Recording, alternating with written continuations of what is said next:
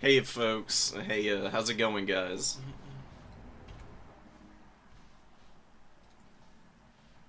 Welcome for those of you who don't know, those of you who don't know what we're doing today, let me pull it up real quick.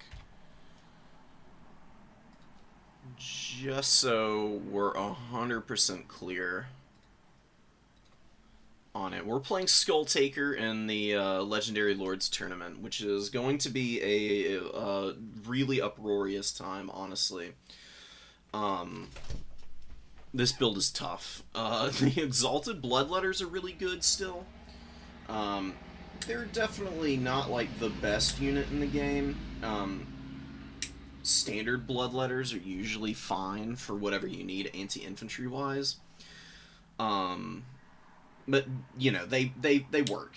They shred chaff. They kill all the elite stuff. That's great. The Blood Crusher is going to be really tough because the Herald of Khorne's Fury is really the only unit of Blood Crushers worth bringing. I've been practicing setups and I've had a lot of trouble winning consistently with this build. I mean, it's not like the easiest thing in the world to run. If I ever were bringing these guys, I'd do them in reserve. But starting them with your in your main army has definitely got me jumping through some serious hoops trying to figure out how to get this stuff working the right way. We'll see what we can get done. It might be a little bit up and down here in terms of success for us. Could do more Marauders. Skull Taker does a pretty good job of supporting a wide front, but just depending on what we end up matching into. I've got a few different setups for this. The other Lord option that was on the table was Arbol. That's what Broccoli got, actually. I see you in chat here, Broccoli. Welcome. Arbol might actually be a little bit easier to pull off because he's actually got the really juicy good units in the army here. With the just Chaos Warriors and Wrathmongers is a really solid front line. That's got a lot of versatility. You know, you can go with the halberds, you can do dual weapons in a couple of matchups, and then there's always the shielded Chaos Warriors who are just incredible at locking down points. And then obviously for the Wrathmongers, you've just got the basic ones who are already strong, and Bloodwake Berserkers, you just delete everything. That one I found a lot easier to execute, just because you have a more established, like, strategy there, where you can kind of turtle up on the objectives and just play for time with Arbol as your starting lord. This Skull Taker army needs to be aggressive. Every time I try to play passively with it, I just end up getting totally swamped by enemies building up on me and then just shooting me to pieces.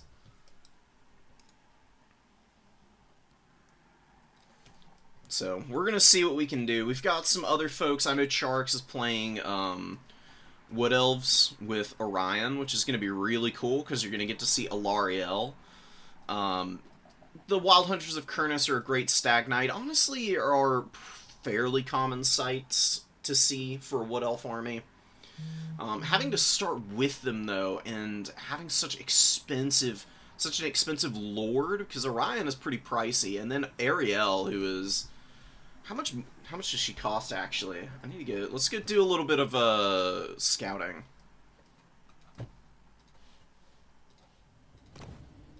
Because Charix, even with a lord that's got kind of wild requirements, like Orion does, is still going to be a really difficult opponent to handle.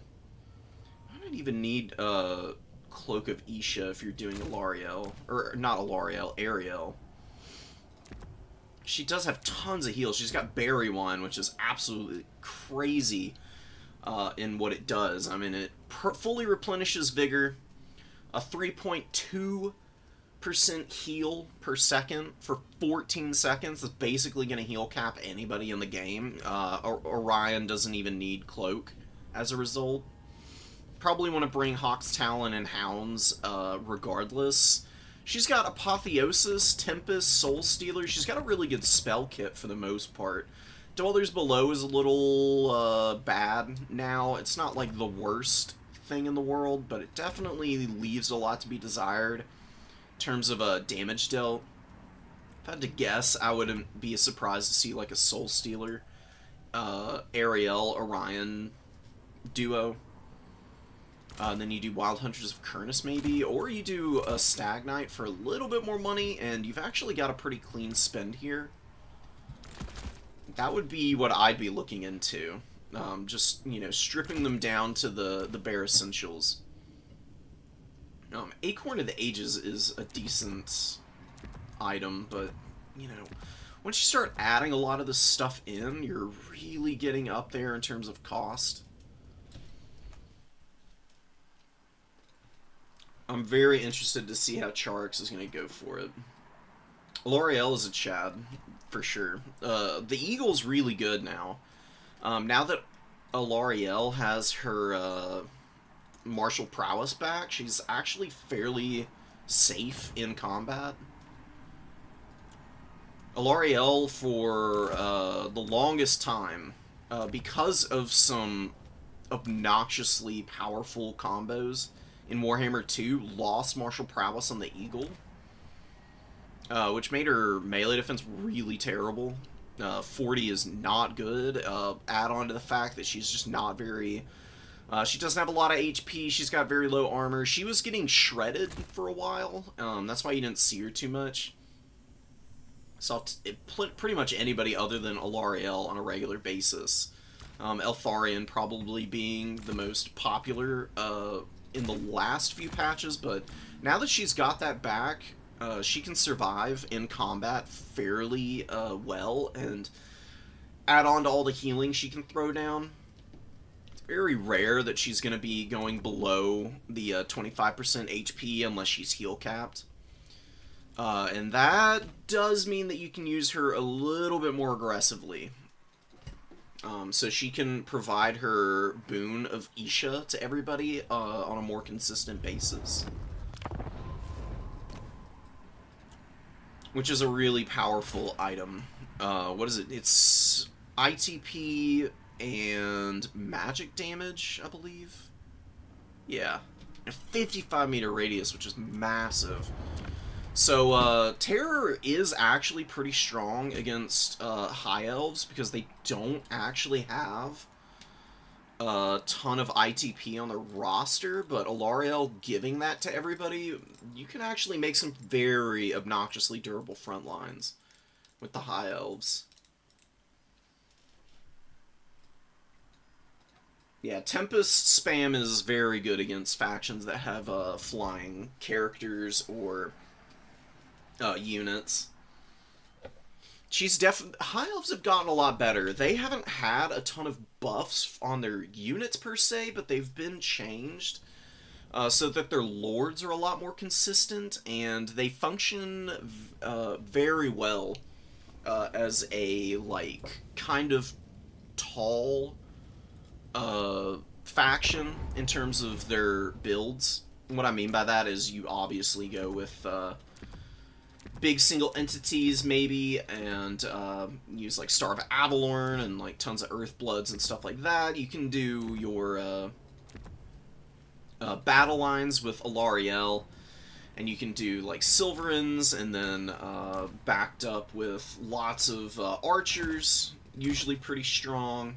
Lothern Seaguard have matchups that they're amazing in. Shadow Walker's underrated as hell. A stupidly good unit, in my opinion. When I was playing High Elves for like a month, I was using Shadow Walkers every single opportunity that I could. They are really strong. Not just at clearing enemy skirmish units, but they're also actually really good in melee combat. Their stats are excellent with the martial prowess available to them. Up over 40 melee defense, and then they've got the 42 melee attack when you factor in the extra 2 they get here. They've got an anti-infantry bonus of 12, so they're great at killing chaff, even after they've run out of ammo, and they're crazy accurate. They used to be a campaign-exclusive unit, and my understanding from what I've heard from other High Elf players, the reason the Shadow Walkers are so much more accurate than other archers is because they didn't receive the same nerfs that missile units in general did in the transition to Warhammer 3. They function fairly similarly to how they did in Warhammer 2 when missile units were 100% the meta, like all throughout the entire lifespan of that game. Melee units are a lot more effective now in Warhammer 3. They just perform a little bit more consistently. Yeah, it's really sick. They were a meme for forever.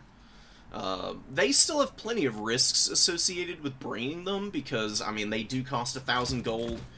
You're putting a lot of eggs in this basket, and they are still bound to foot speed. You know, 40 speed is quick for a ground infantry unit. With how mobility-centric the meta is, they can definitely get collapsed on by some factions and just taken apart at the seams, and then you're looking at a big uphill climb without them. No. Light Cav do a very good job of hammering them down, especially if they have a decent charge bonus. Stuff like Flesh Hounds can also rip them up, especially with the weapon strength and the charge bonus these things have. But that's easier said than done. High Elves do have a lot of snares that they can throw out. You know, you can always do your Light Mage. You know, these guys are almost always worth bringing anyways. The regular little mages, because you just spam Starwood Staff and Book of Hoeth to recharge your winds. You can just bring Net of Amontok, and it's like it's 750 for this guy on foot, 1,000 on horseback, and you get one of the best spells in the game and a ton of extra WOM to actually be able to use it when you need to stop something from charging you down. They're cheap enough you can work them into a lot of armies just by virtue of their cost efficiency. Missing the nerfs from 2 to 3 is the story of every missile unit that felt really good. I think that's a pretty good way of putting it. It's been a interesting experiment. Warhammer 3 has had its ups and downs for sure. Warhammer 2 was just like universally beloved, seemingly. 3 has had all the controversy. Which is a bit of a shame, because I think it's in a really good spot now. But I know that the release was so bad. Oh my god. Warhammer 3's release was pretty tough. It was not good. It wasn't as bad as Rome 2, though. Rome 2 was probably the absolute worst Creative Assembly launch in history.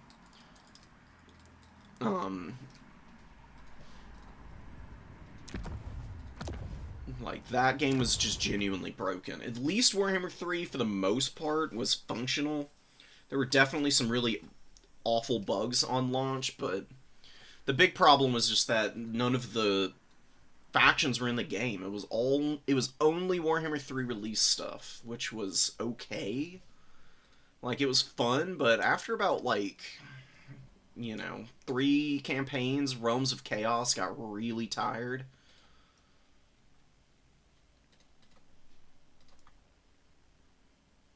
We're playing Zymerix here. Okay, let me actually get into this. We've been talking about this for so long, I just completely forgot about the tournament.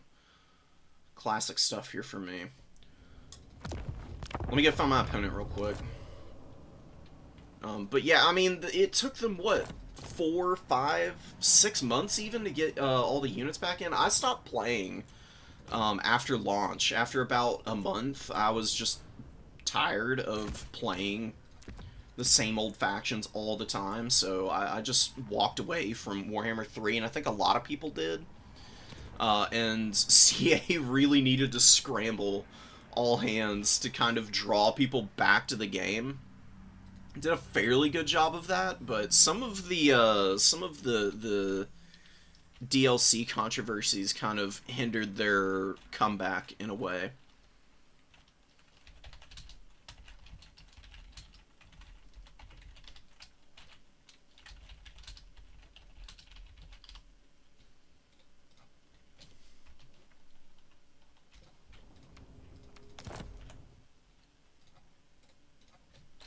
Sick. Here we go.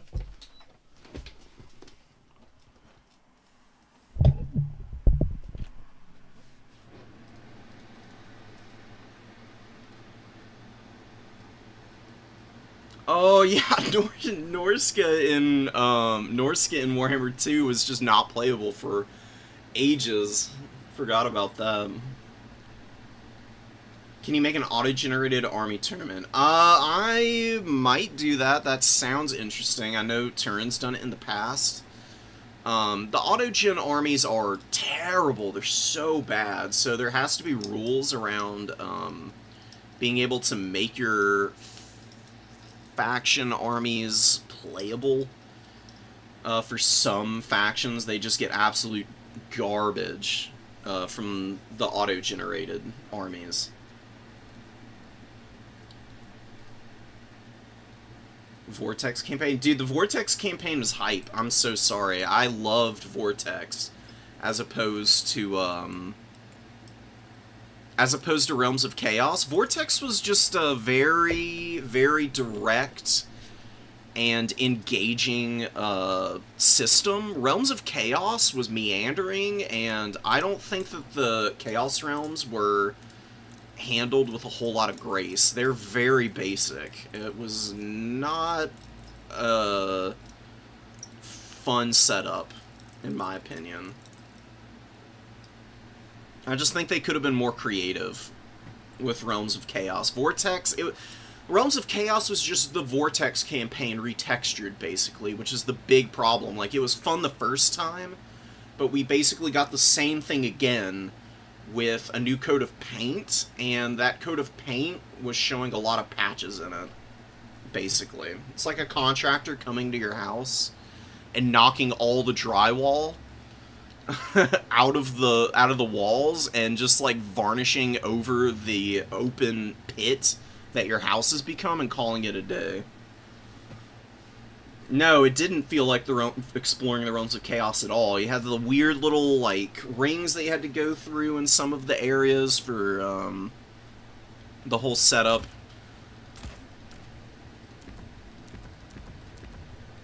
There's definitely, a lot to be, desired from what they actually released. God, we're playing the Beastmen. Okay.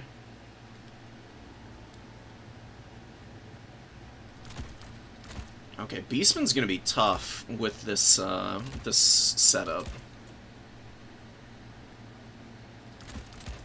I do think we'll be okay though. I think I've got a build that I can work in here that'll be pretty strong.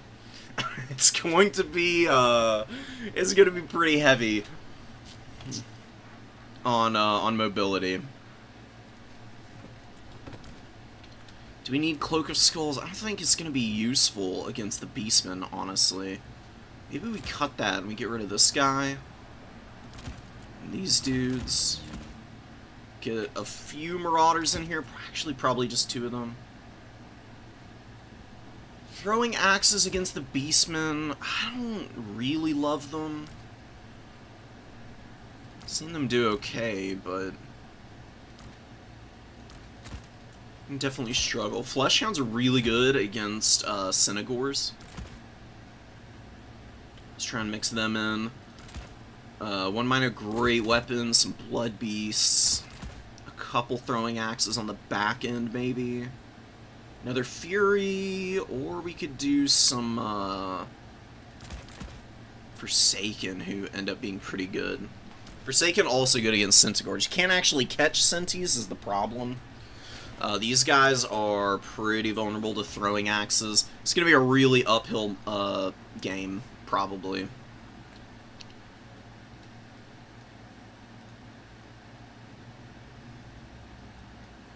Frenzy Dogs. Yeah, the Warhounds could be good.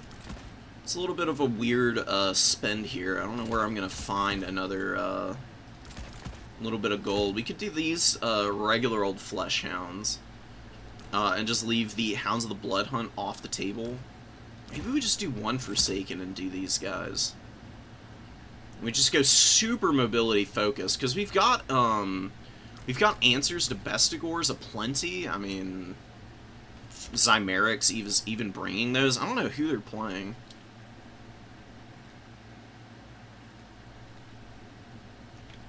What map are we on?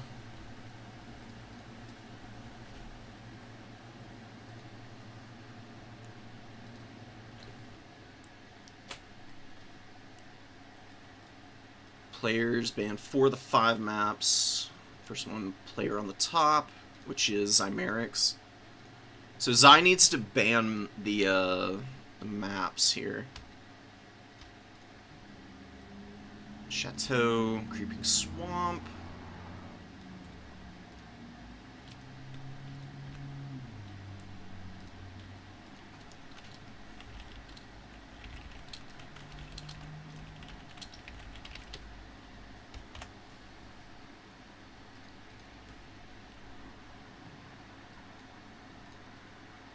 A zero spin. Zero spins used to be something to get chuffed about, because the spins were really weird back in the day. Units didn't cost these like nice rounded and uniform amounts. Especially like the spells and everything. On characters, they would be like, you know, they'd cost like 133 gold or something really weird like that.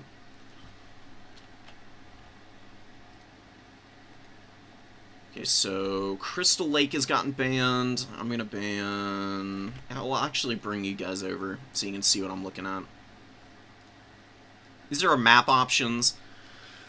It would be nice to not have to fight the Beastmen on a super big map, so I think I'm banning Scalandiers. There's no way that I want to fight there.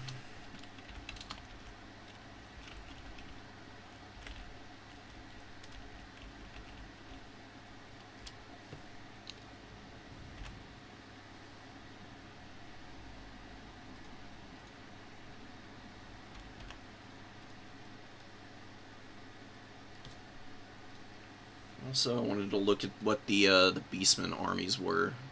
Oh yeah, they're all the way up here, aren't they? The first faction, so... Let me go take a look at what Zymerics is actually playing.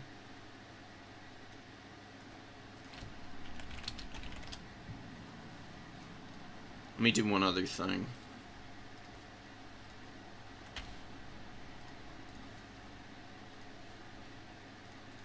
Classic me, totally unstructured stream, so it's a little chaotic right now.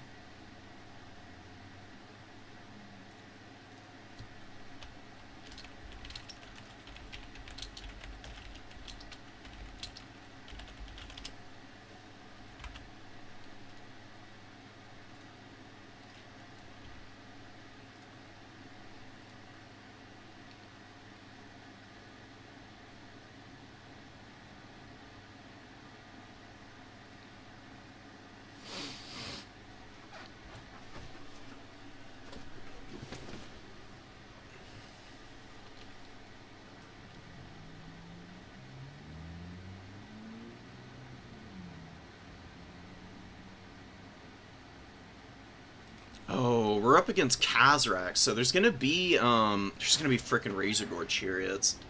This might actually not be bad though. We've got some defenses for starting off with it.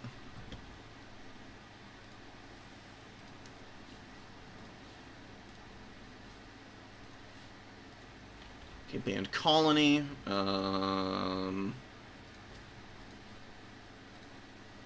So we've got Creeping Swamp or Chateau. I don't know which one's going to be better for me. Probably Creeping Swamp? Actually, Chateau, because Chateau doesn't have a lot of forests for the Beastmen to go hide in.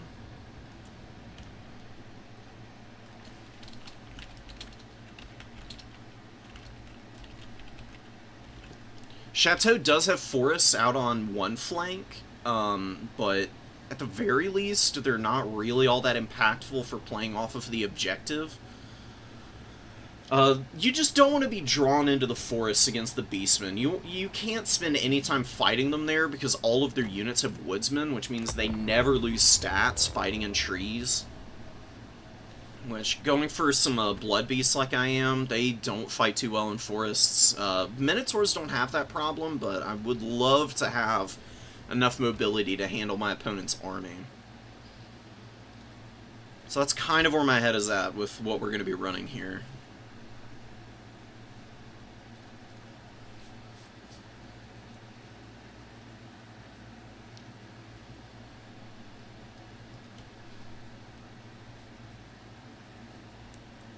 Chateau is fairly big, that is true. I think I can cut off enough space on this map to at least grab 2 objectives fairly quickly. I've got mass to defend my infantry aplenty, because you can't leave any infantry vulnerable against the Beastmen, because they will 100% bum rush you with their chariots or Centaurs and just raffle stomp your infantry if they don't have anything to back them up. So we're gonna use the We're gonna use the Fleshhounds to grab the number 2 quickly. We'll probably play off that one and the number 1 here because we've got plenty of open space and we won't have to worry about getting sucked up into the forests and potentially losing out on a bunch of value because we can't maneuver anymore once we get stuck in there.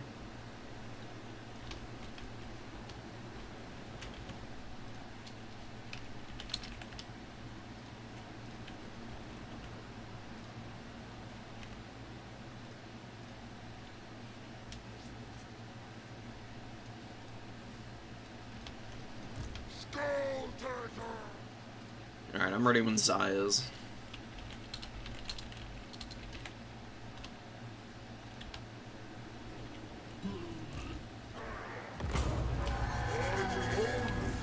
Alright, let's get up here, let's grab this. I don't see anything on the field yet. Classic Beastman army. There's nothing out here. I know that there's 2 Bestigors that are going to be on the field. There's a Tuskor Chariot, there's a Jabberslythe of all things, and we've got Death Shaman, Fate of Buna, and Spirit Leech. Kazarek is on his chariot, so like no infantry visible other than the Bestigors, which means there's probably a bunch of Ungors around here. They'll be a little bit annoying to spot and keep an eye on. And the Jabberslythe is going to be pretty frustrating to deal with. Minotaurs don't do a good job of locking down 5,500 mass units. I'm going to get aggressive here, actually. He's trying to pull me in, actually. So we're going to just get comfy on our objective here. We could push something over there, but I don't know if that's what I want to go for. He's got minor great weapons coming in, so honestly, let's just pull our own dudes in. Let's get back a little bit. Let's post up here. I think the frontline fight will actually favor us. We've got the bodies and the goods here, I think, to be able to take this game without too many problems. So my opponent is kind of spreading out the front line a bit here. We've got Skull Taker going in, which is fine. He just needs to stay away from Minos, and he'll be just fine. We're going to engage here. We're going to get our Heralds around the flank a little bit.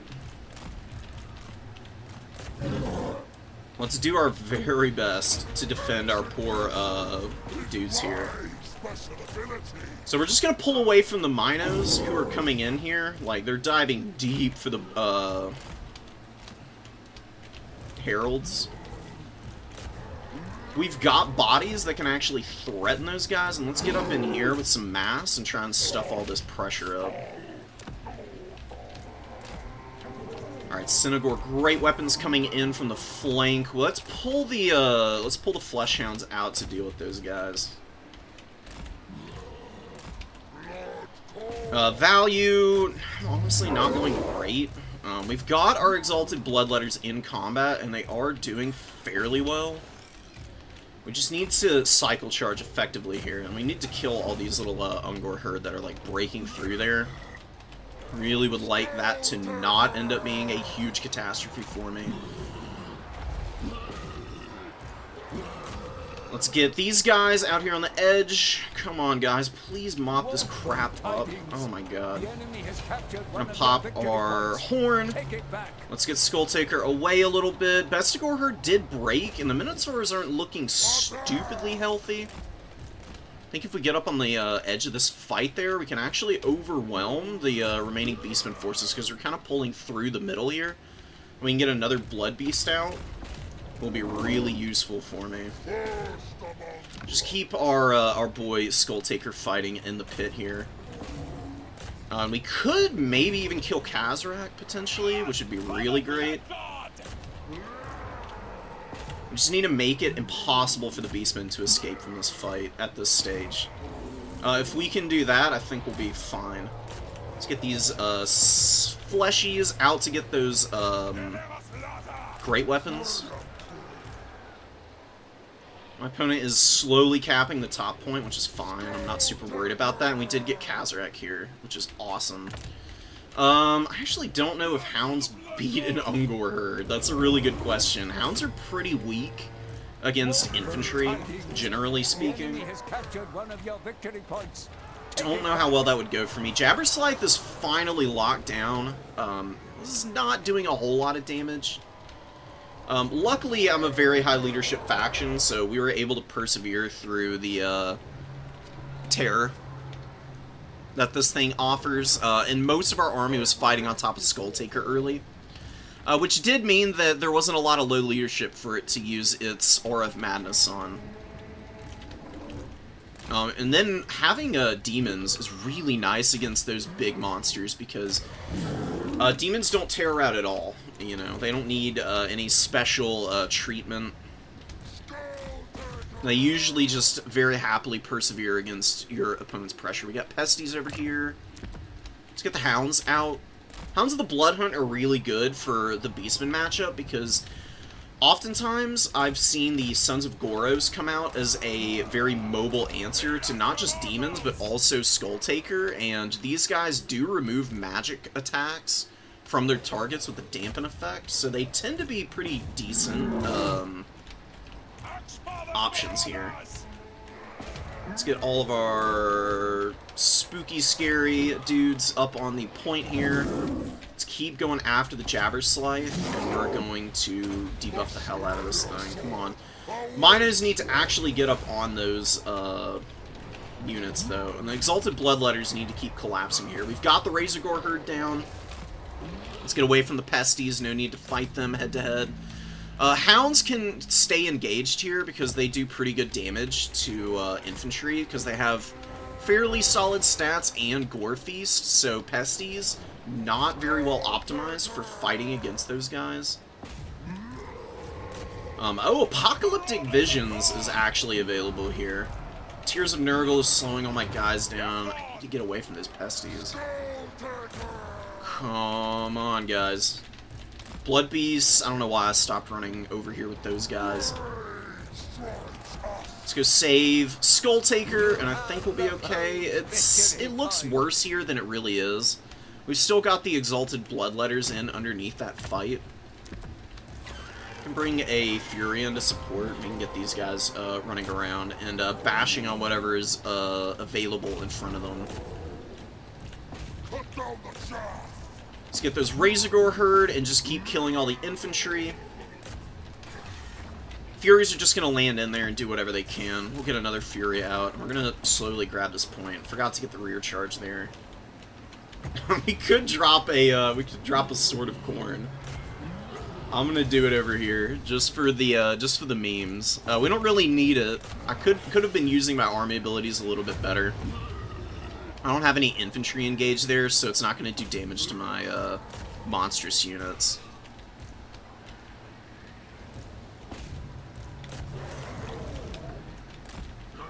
Heralds with like 1,000 value, probably. These guys are so weak, man. I don't know what their problem is.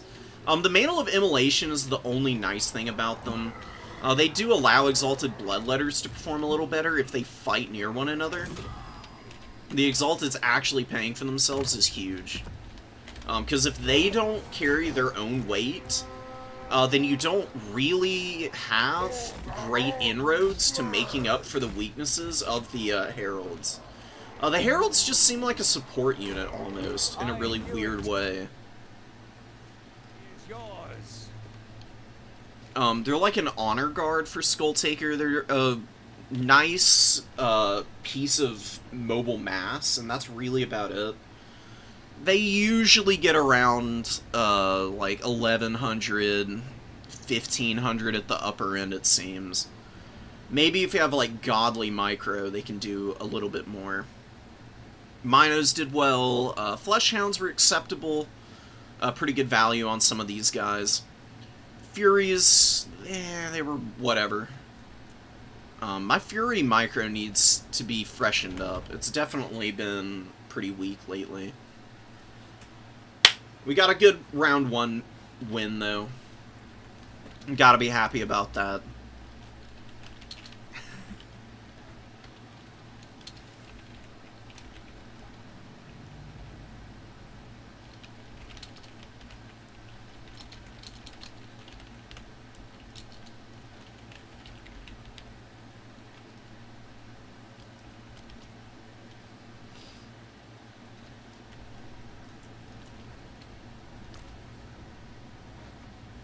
Things for the future to keep in mind. I could have engaged the Jabberscythe a little bit better than I did in that game.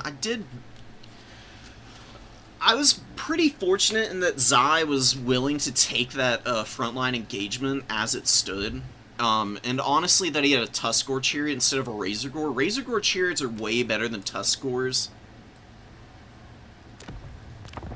They have way more mass. They do a lot more damage, too. Just compare and contrast these two units for a second. I mean, you're paying 400 gold more. You get more HP, more armor, more leadership, more melee attack, more melee defense, 28 more weapon strength, and I think they have a better bonus. Yeah, they do. 25 as opposed to 18. They'd have a massive charge bonus increase. And then, of course, the fear that they cause, which isn't something that Tuskgores do. You know, 2,000 as opposed to 1,500 mass. And then no Vanguard is really the only letdown.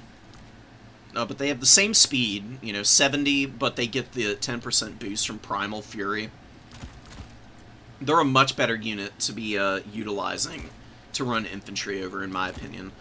Tuskgores used to be the better option, but that was because they had some weird bug that made their collision hitboxes proc constantly, so they would delete everything. It's super janky. I just spent my entire round 1 with Bear Riders and Boris running away from Giant Slayers. Drop the replay, brother. As soon as we're out here, I'm going to be doing all of the replays that I can get my hands on.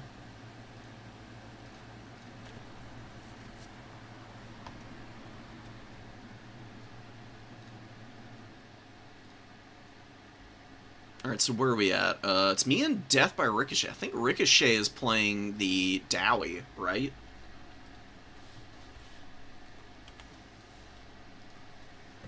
I'm pretty... me and Ricochet have played a few times, I'm pretty sure. So what have we got? What do we have going on here? Lots of downloads. So let me go ahead and open up our replays folder.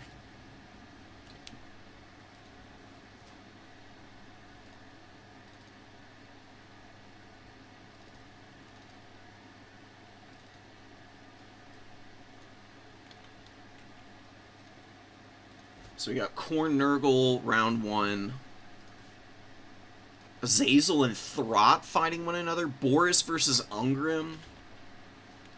Dude, the format for this tournament is so nice because you really do get some absolutely epic matchups. I actually really want to see Azazel versus Throt as soon as possible. Okay, we'll skip that file. Let me rename this. Beautiful.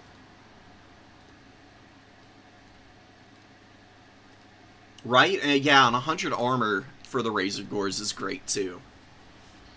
Once you get up to about 100, you're mitigating a lot of damage, and people do not bring AP against the Beastmen unless they're really expecting Bestigor herds. I'll take any and all replays. If 2v2 replays actually play out in a way that's discernible and exciting, then I would be down for casting them. Needed to spam archers for the Force Slayer play. Probably Empire archers are the nightmare and bane of Slayer's existences.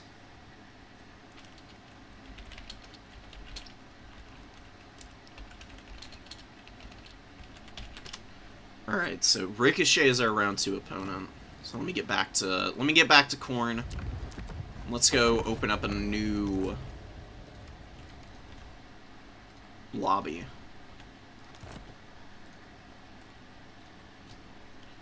Malachi Dowie. Oh my god. Amazing. What is Malachi's requirements? Let's go take a peeky. Down like right down here, so I'm not going to go through Control F any of this. Malachi isn't that bad. 2 Slayer Pirates and Goblin Hewer isn't really a bad army. I mean, the Goblin Hewers against Khorne are going to be a little rough, but Slayer Pirates are good. I mean, they put down some damage at the very least.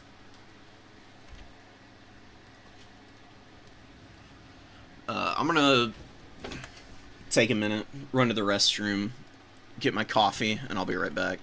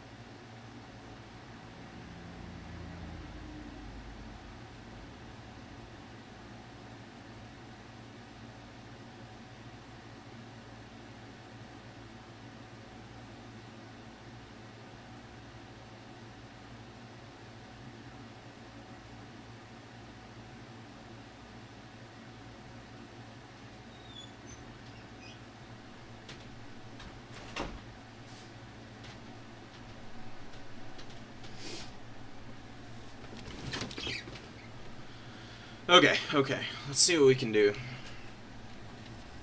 Dowie are pretty tough. No lies here at all. They're gonna be a very annoying faction to break into. And the restrictions for Malachi really aren't that big of a deal. I mean, the Goblin Hewers are a bit of an investment that's not going to be very easy to use against a mobile faction like Khorne. They still shred if they actually make contact, though. Let's just start getting this sorted out. Actually, don't know how we want to play this. Might boot y'all out for a minute while I build my army. I'm going to take a look at what my opponent is going to be forced to bring. I'm going to be trying to come up with something tricky here. I mean, Skull Taker against the Dowie is just an absolute beast mode lord. I had a game when he first came out where I think he got 4,000 value killing the dwarves. He ended up with like 600 kills. He was just shredding miners, Dowie warriors. I think he killed some Longbeard great weapons by himself. He was just absolutely shredding an entire objective off alone with some Fury and a couple Bloodletters helping him out. It was a pretty uproarious time for him, but long gone are the days where he can do that quite as freely. People have kind of figured out Skull Taker. He's not nearly as impenetrable of a foe, or maybe I should say indomitable of a foe, as he once was. He's still really strong. We love our boy here. There's definitely some things that Dowie especially can do to kind of give him a bit of a tough time. What am I spending the remainder of my money on here?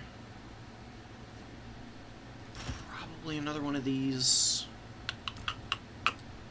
What else can I cut here? Probably not that. I will actually get this off the table.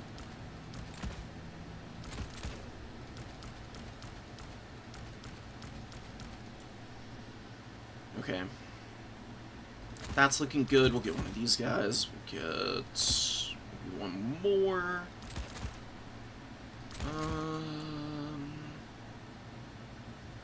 Do we want that unit? Maybe we want something a little bit different for our mobility.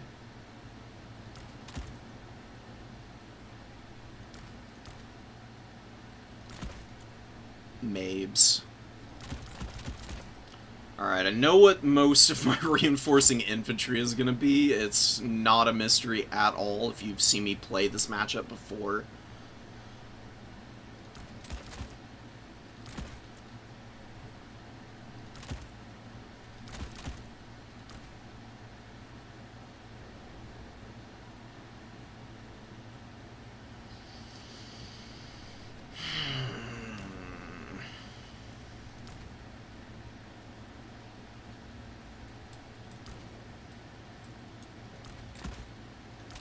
What does Corn do with its money, bro? Against the Dowie.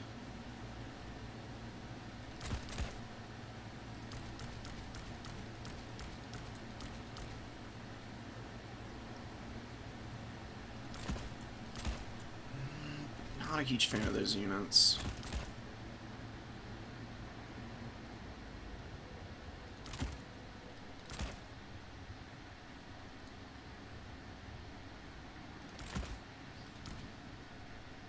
I actually think one of these will be pretty good.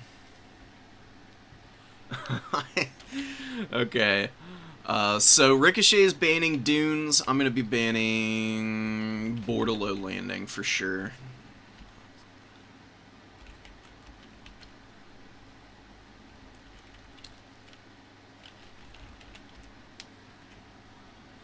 So, Dunes of Cain, Bordello Landing, Dunes of Cain, Eastern Isle Colony, Blazing Ramparts, and Otsuchi Castle are the options for maps.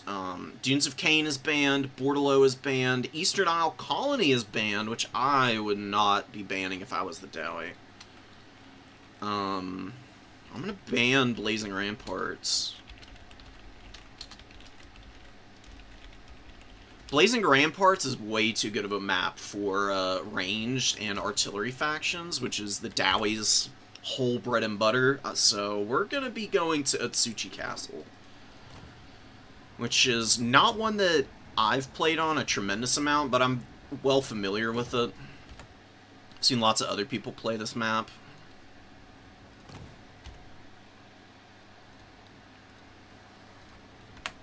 So we'll see how it goes.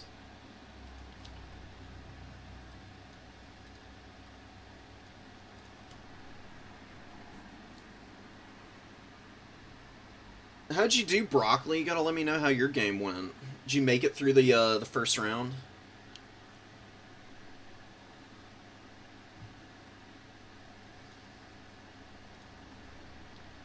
And for more elite box, try and slow push, but got overwhelmed. That sucks, Empire. That's really rough. Dowie, all Slayer builds are a lot better after getting so many different variations on their units. They can definitely throw out some serious heat now with all their bodies.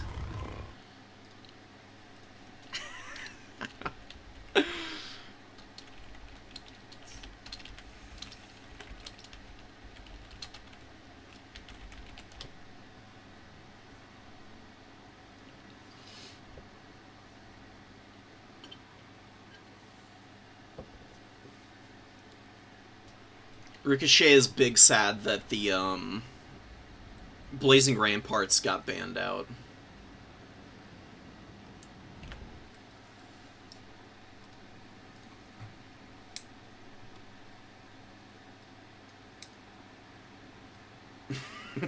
Didn't make it, faced off against Charix.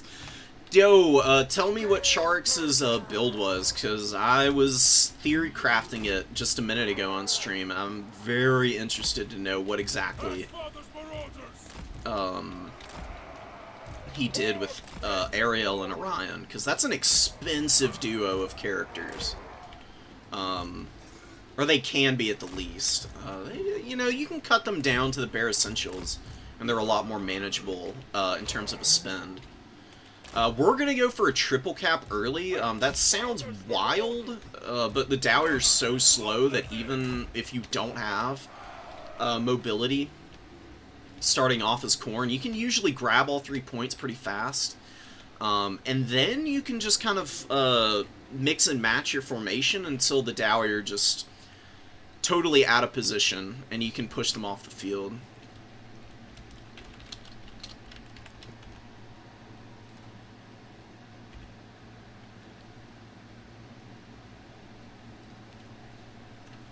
Let me just make sure, double check that I swapped over. Okay, y'all can actually see. No Asmer today. You know, ASMR tourney games not going to be going on if I can help it. I've definitely fumbled that bag a few times in the past. So let's just get up here. Let's grab those points. Heralds go out here. 2 Furies to start. Furies are always good against the Dwarves. If they're not diving backlines, then they're killing gyrocopters, which is another very, very important role of theirs. Furies also shred miners. Miners are very weak to them. He's got a fairly big infantry force, but I don't know if we need anything else here, infantry-wise. I think I'll actually... No, I think I'll commit to the Bloodletters. I've got, you know, 5 Bloodletters. Don't worry about it. That's just normal business for Khorne. Looks like the Dowie are actually going to get here a little bit before us, so let's just shift over to the number 2. There's no reason to go get shot up by Slayer Pirates at the beginning of the game. We'll just cede this ground for now. It's not that big of a deal. The Goblin Hewers are up here. Don't really want to tussle with them just yet. We're going to try and pull the missiles away from the main formation, and we're going to get a little frisky in the back line while we build up our Bloodletters over here. Slayer Pirates are coming in real deep. Slayers are actually awful against Khorne Marauders. Khorne Marauders pummel Slayers. It's not even funny. Like, your Marauders having 40 plus melee attack is just really freaking good. We've got all these Dowie warriors. We need to kill the miners and whatnot. We're gonna rotate back around over here. See what's back here. Ranger great weapons, which is fine. We can dive bomb this miner unit fairly safely. Let's dive these guys too. This is why you bring Double Fury in the opening, because you can just dive bomb a million of the miners right off the bat. And we're doing good damage here. Killing those guys will be really nice, just because it'll save a lot of potential damage on some of our other more important units. I think we might need to get back up in the air here, although we did actually break these guys now. We can get these Furies charging over there. Routing all of these guys is great. Let's get away here, actually. Skull Taker up in the heart of combat. Need to get away from the Giant Slayers before they kill him. They are really terrifying. There is a Goblin Hewer opening fire on us and doing a ton of damage, so let's run away. And let's get the rest of our front line engaged now. Send in the Exalted Bloodletters and have our Marauders move up into the front line here. Let's get in here. Let's get in there. Got Bloodletters all over the bodies that the Dowie are throwing up. We got Bloodletters aplenty. It's looking a little rough on the value trading, but I think I'll be okay. I just need to get this Goblin Hewer. And then I think my infantry front line is going to be doing enough damage that there won't be a lot of opportunities for the Dowie to shut down Skull Taker.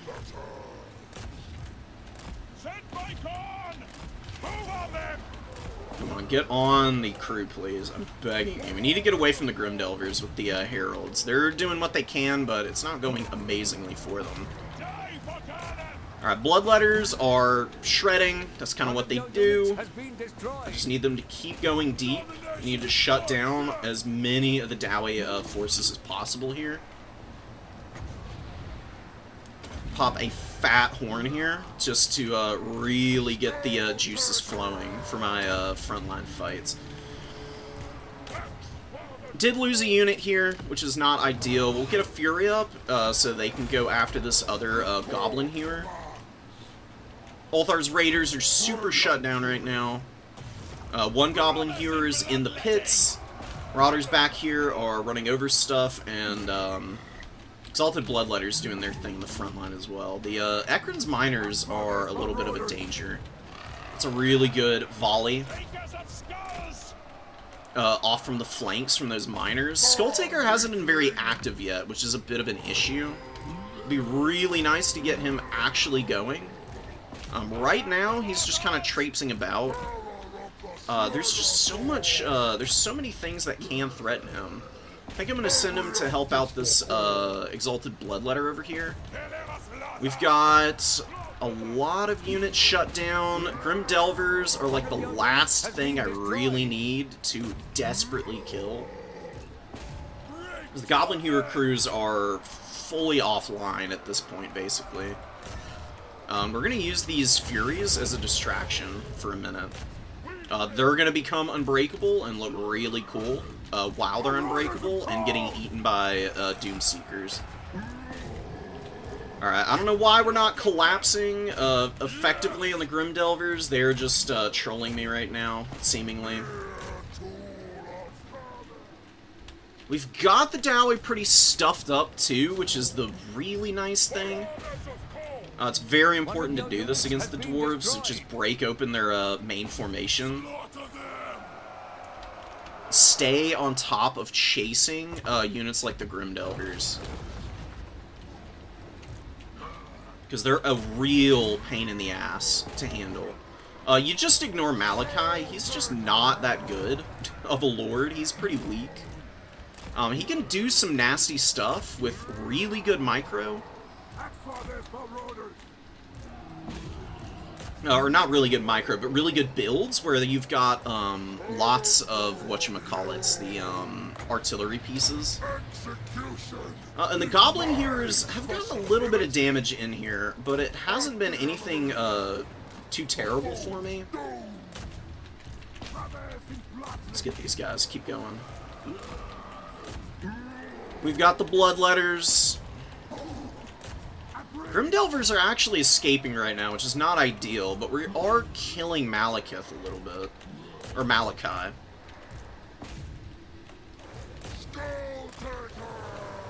Keep pushing through here. Let's see what we can summon out. We do need to clean up that middle point, which is being capped by the dwarves again. Skull Taker is looking pretty healthy, which is massive. We're on the Grimdelvers again. Just fight these dudes. Let's get in here. Let's push through. We'll send some tattered, exalted guys out to the flank. Just send the flesh hounds over here. We're playing a little bit split and scattered, but I very much do think that Malachi is 100% screwed here. And this exalted bloodletter unit is going to be able to go in real deep for quite a bit longer, I would imagine. Didn't finish. Grimdelver's still alive, man. I mean, really good defense in depth with keeping those guys available. Come on, stop chasing the routing units, you bozos. Go kill those guys. Way more important to kill. Bloodletters to the middle. Unsummon all these marauders because they're just totally screwed right now. Good flanking fire. We're going to actually pop this here and just try and rush that point. Or try and rush that unit. If we can rush them down, we'll be in a pretty good spot. Slayer Pirates got a good charge off on. We've got the infantry getting up on the point now, which should allow us to hold on to this. Yeah, and the Exalted Bloodletters getting on top of the Grimdelvers is awesome. The Goblin Hewers are on the way back in. We actually want to pull these Bloodletters back.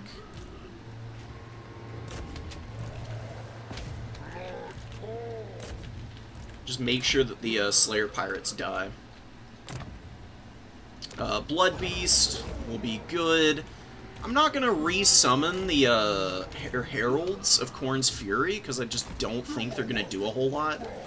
And what we're going to do is we've had a triple cap for quite a bit now, and we're just going to play for time from here on out. Because I wasn't able to crush the dwarves. Ricochet's done a really good job of preserving this army.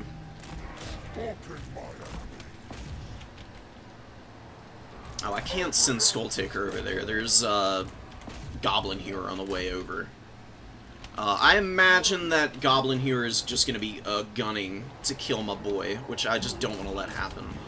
Let's get off here. Let's try and avoid some of the artillery here. Just a little bit of the Goblin Hewer volleys.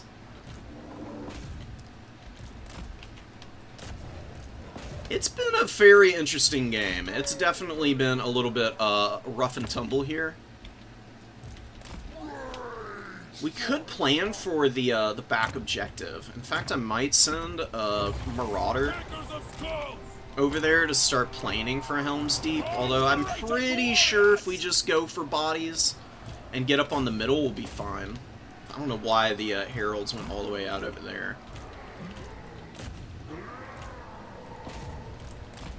We haven't had great answers for Doomseekers. My opponent's done a really good job of utilizing those guys to just kind of pummel me. But now we actually have stuff available. Skulltaker's going to get in here. He's going to start shredding those guys. We popped the nerf on them. Horn of Khorne was used on a very odd angle. Not quite what I was hoping for from it, but it's going to be okay. There is something over on that number 3 objective right now. The Goblin Hewer crew is locked out right now. They can't really do a whole lot. We'll go for another press over here with our forces, and we'll just call it a day. I think the Doomseekers are screwed. The Blood Beasts are honestly pretty good against them. They really struggle against units of that caliber. Pretty much anything large can do a pretty good job of handling Doomseekers. And Bloodletters are just so cost-effective. They are a nightmare for the Dowie to deal with. They have a very hard time handling the AP infantry. Unending glory is yours. Saving for future research.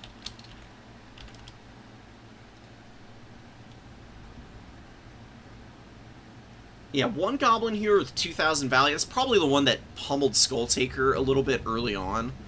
I could have been a little safer with Skulltaker, but it is what it is. Heralds were just a distraction in the backfield to help the Furies clean up some of those units. That may have been a little too aggressive. I probably could have just waited to build up more, but my Bloodletters were incredible. They always are, man. I mean, You just throw them out in numbers, and they're almost guaranteed to get their value back, or damn close. And the dwarves just have such a hard time dealing with the mobility and the combo of greatsword infantry.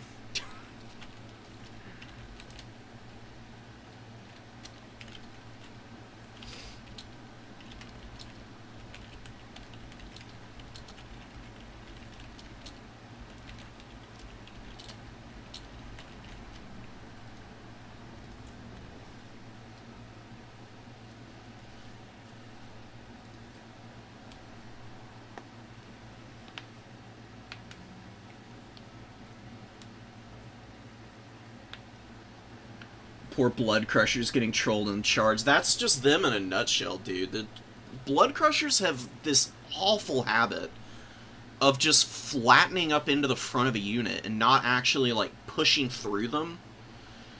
They are just a wildly inferior unit compared to the Knights of the Brazen Throne. Because these guys actually fulfill that anti-infantry role that you would hope Blood Crushers would. I think Blood Crushers, honestly, just need a bit of a redesign. I don't know what the problem with them is, but they're super, super mid.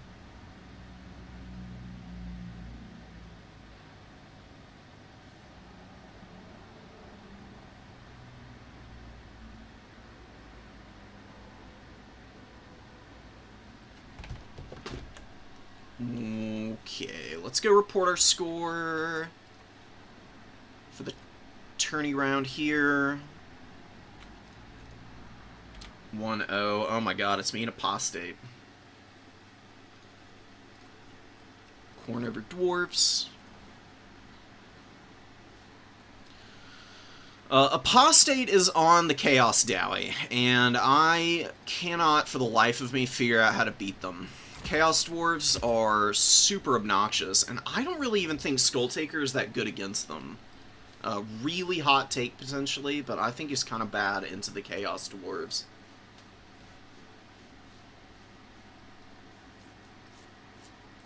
Everything is inferior compared to the Brazen Throne Knights. You know, the Knights of the Brazen Throne are crazy strong, but they are 1900 gold. The Knights of the Brazen Throne definitely have ways they can be dealt with, and they can not get their value. They're just way more consistent. The Blood Crushers here just never get their value back. I've had, like, a handful of games where they've been able to.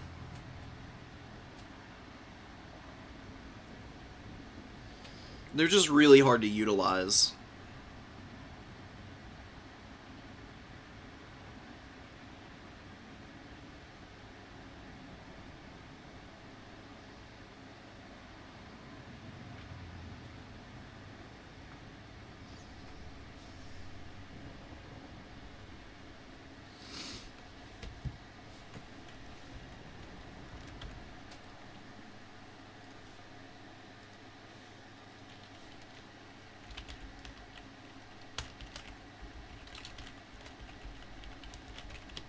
You know, ironically enough, maybe the fire damage will be okay here.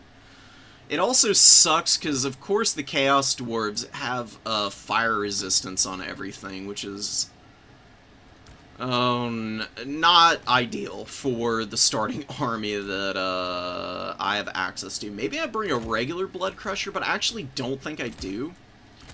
I think I'm still going for the Heralds, because they still do have the aura that they imbue. So at the very least, I can even out the fire resistance that the Chowie have.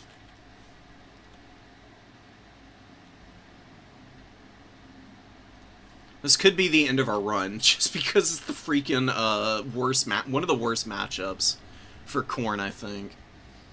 This one is not great. I really can't lie.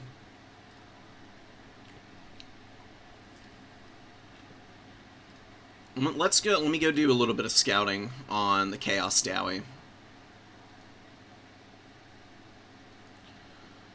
Astrogoth. Okay. Hashit's Dark Ravagers and a Bull Centaur Torok with Astrogoth. I actually don't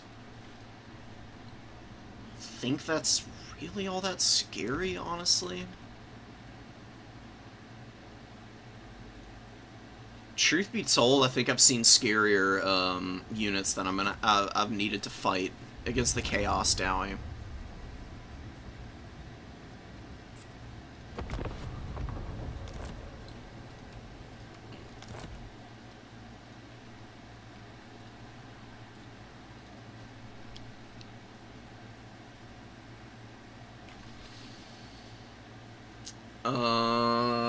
What are the map bans? We're in round 3, so we've got Glade, Sunken Mire, Proving Grounds, Whirling Maelstrom, Zarnagrund, Rebellion. Zarnagrund is an auto ban. It's so open. I have nothing to hide behind on that map. Proving Grounds is okay, Whirling Maelstrom is okay, Sunken Mire is also a ban. We'll see what we can do.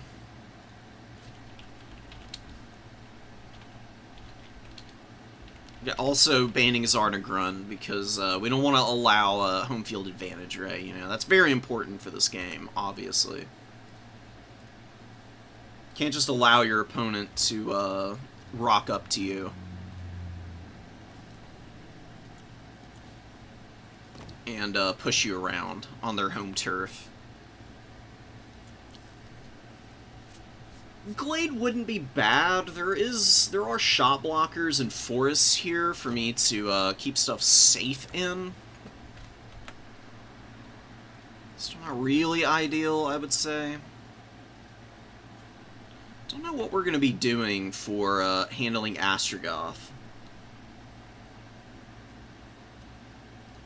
Everything good has fire damage, which is just a debuff here, absolutely.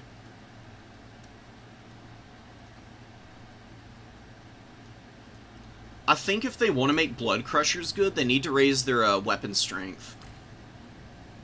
Understand you don't want to raise it too much on these units so they don't get overtuned, but I really feel like 60 is just not good enough for the Blood Crushers. Because here's my philosophy, right? Like, the Knights of the Brazen Throne, they get all of this extra charge bonus.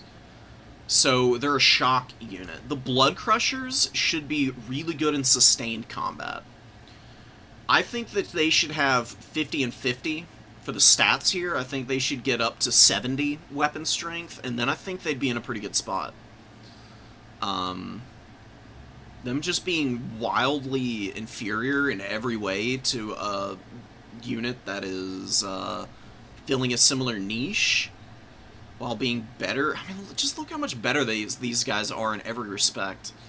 They've got more melee attack, more melee defense, a little bit more weapon strength, much better charge bonus, more HP. They lose the Physres, which is a little unfortunate. Physres is really nice. But they get Terror, which is way more impactful for a shock cavalry unit. Because these guys just run up into infantry, they delete whatever is in front of them, and then they go rampaging through the rest of the army. Immediately after that.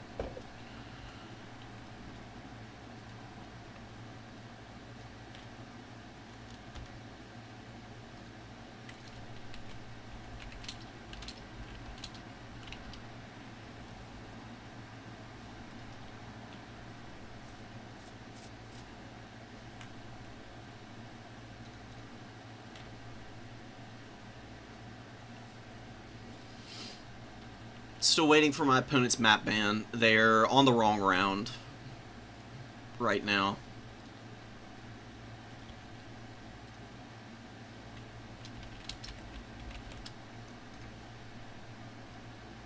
I don't know what the Chaos Stores want to ban out. I mean, they are probably going to want to ban out these two maps, Whirling Maelstrom and Proving Grounds. Sunken Mire. Glade of the Everqueen is probably the most even of all of these maps, which is probably why we're going to end up on it. actually banned Sunken Mire. Okay.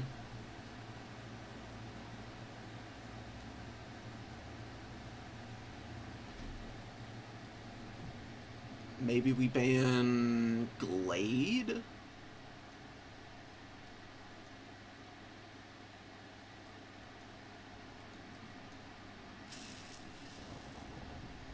Maybe Whirling Maelstrom is the ban, actually. I keep thinking about how that would be a good map for me, but I don't actually know. There's so much ground behind these little cliffs to stick Death Shriek rockets and whatnot. That might actually be a bad idea for me.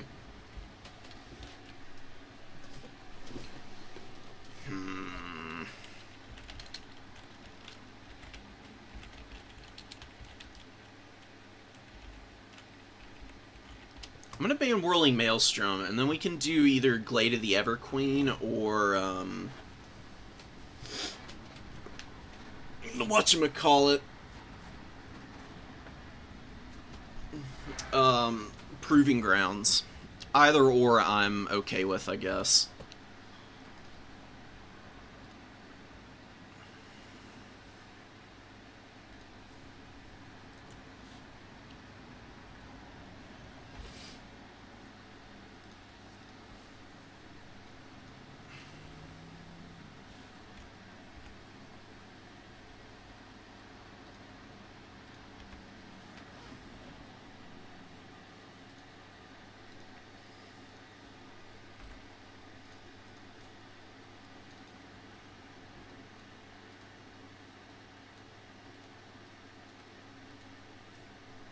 The Blood Crushers initially, Daniel, were intended for the anti-infantry role, and the Skull Crushers are the anti-large unit.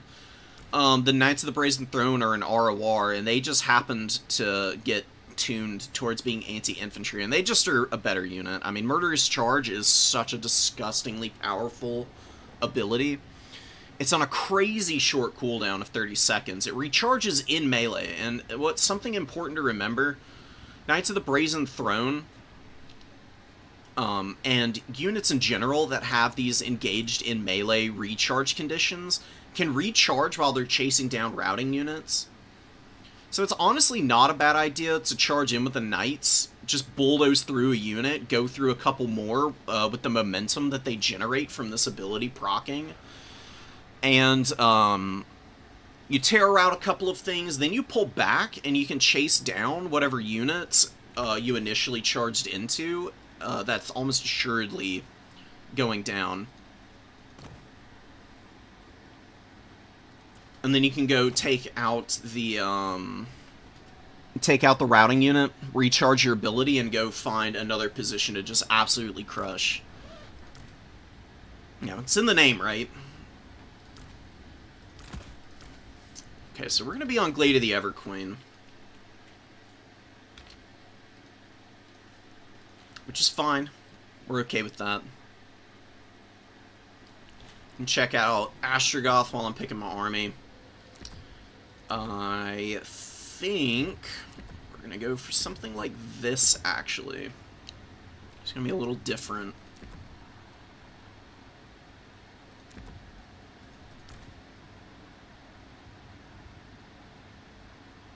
Is this a good idea?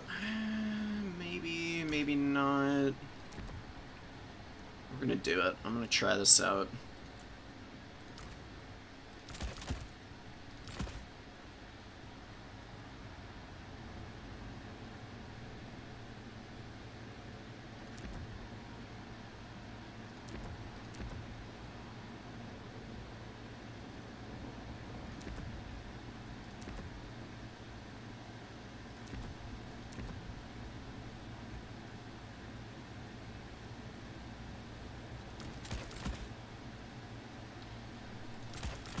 So my opponent has to bring Hashut's Dark Ravagers in the opening, which is a pretty scary unit. I'm not gonna lie. I don't love my options against those guys early on. They are going to be really frustrating to work around.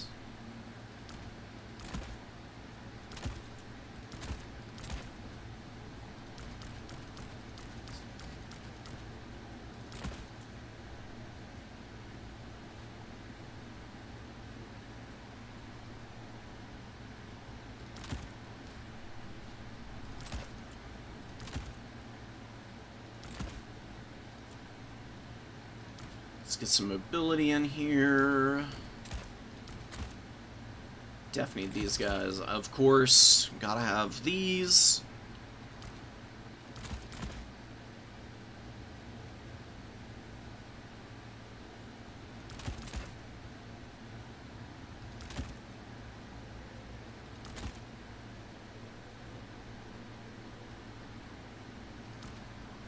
Apostate is ready to go. I am not 100% sure if I am.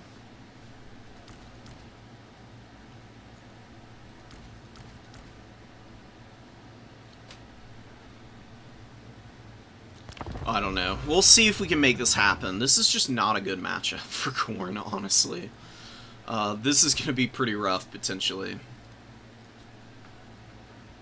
There's just so many Chaos Dwarf units that are a huge threat to you.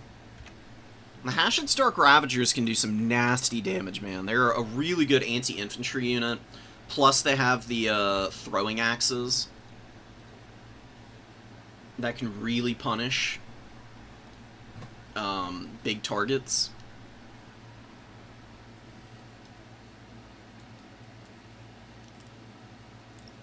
See what Apostate's going for. It's got 8 units, which is, you know, fairly small army for most factions, but against Khorne for the Chaos Dwarves is actually a pretty good size. They can definitely utilize the smaller armies really well in this matchup. These guys in group 2, 3, and 4. We've got one little Warhound who's going to have to put in a lot of work trotting about and doing its business. The Marauders are just going to eat damage early, and we're going to keep all our expensive stuff hiding in the trees, of course.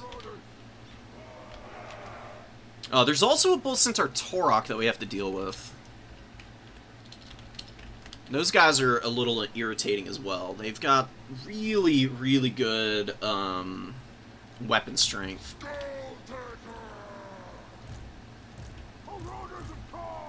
And they can definitely beat up on characters pretty nicely. So we're going to get up on the point early. Apostate really likes infantry-heavy builds, I've noticed. You get all you guys over here. Skull Taker's just gonna hide here. We could send him behind the pillar. That pillar's really janky, so I don't think I am, actually. Torok's there. No surprise. We just want to grab this point and then skirmish over it. Astrogoth, Blazing Beards of Basharik, Infernal Ironsworn coming in. Not super surprised to see them. That is an Apostate special. We have a victory point. Keep it from the foe. We're gonna play, we're gonna be a duck for a minute here.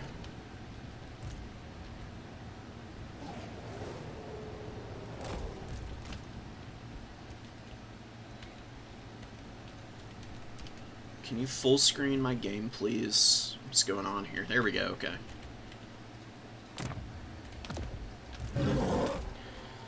Minotaur early, definitely, 100%.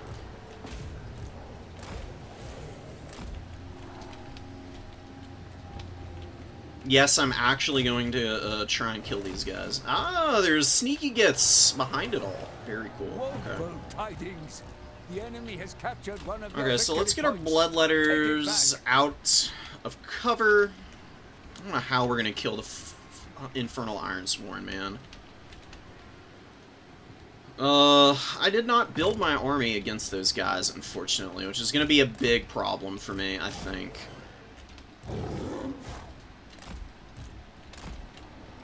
He's got one trotting over here, another couple coming to the middle point. Let's just get all our cards out on the table and see what he reacts to. Because I've got to play so much more carefully than he does. I can't afford to take a bad fight, basically.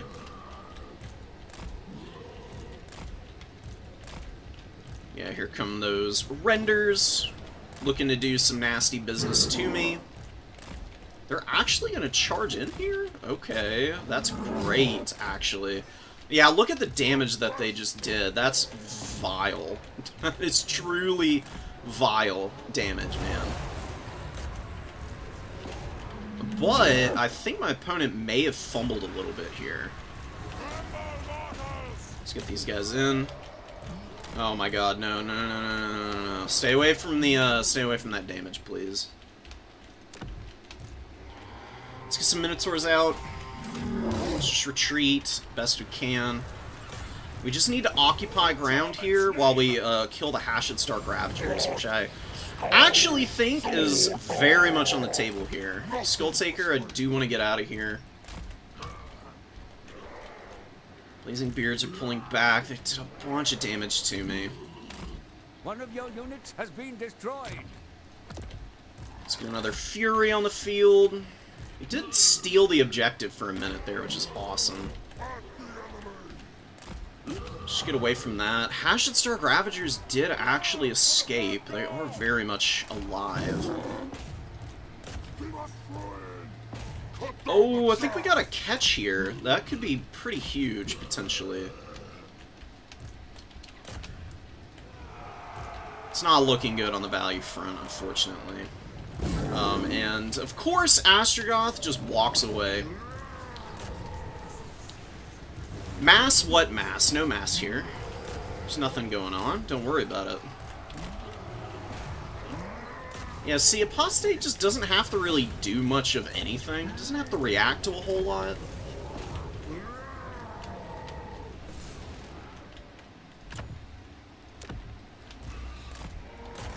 See if we can kill the Ogla-Khan's boys. We just need to get bodies in on all these units and hope to God that we can grind effectively somewhere. And win a couple of frickin' fights, man. I mean, it's not going too great right now. Do have a pretty good engagement over here. Maybe this is where we can start to flip some of this business. Killing these sneaky guts. We've got the damn Hashed Stark Ravagers over there tormenting me, which is super irritating. What do I get out of reserve here? Hounds of the Blood Hunt for the Scary Boys. So we broke through here. Skull Taker's getting his ass handed to him because there's no protection for him, apparently. God damn it, dude. Every freaking time. Yeah, I think we're going to lose steam here. Skull Taker just got the absolute crap kicked out of him, and I think he's going to die, and that's going to be game. I just don't know if my units are going to be able to handle this. I need to kill these guys. Skull Taker is, yeah, still crumbling. Oh, Skull Taker, why? It's devastating, honestly. I just can't really afford to lose my Lord, right? Like, my leadership is going to start falling apart in just a moment here.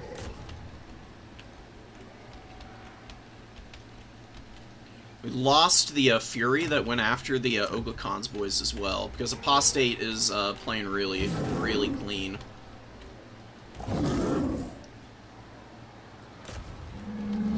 Yeah, this bad leadership from Skull Taker getting sniped is gonna kill me, I think. Oh, I fumbled that really bad. I brought Skull Taker on his Juggernaut, which I shouldn't have done. I don't think I can win this. He's crushed the core of my army. I've got, like, the Heralds, and that's about it. I think it's pretty safe to call that one. Oh, that's so rough, dude. The values are way nicer than they really are. I had a bunch of demonic units crumbling out, too.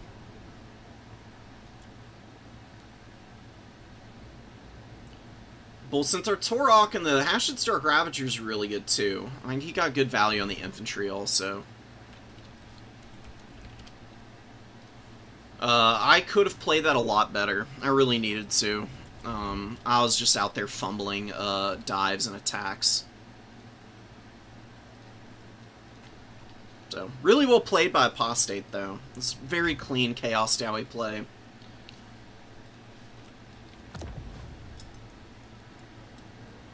One of these days I'll figure out the secret sauce for Khorne in that matchup.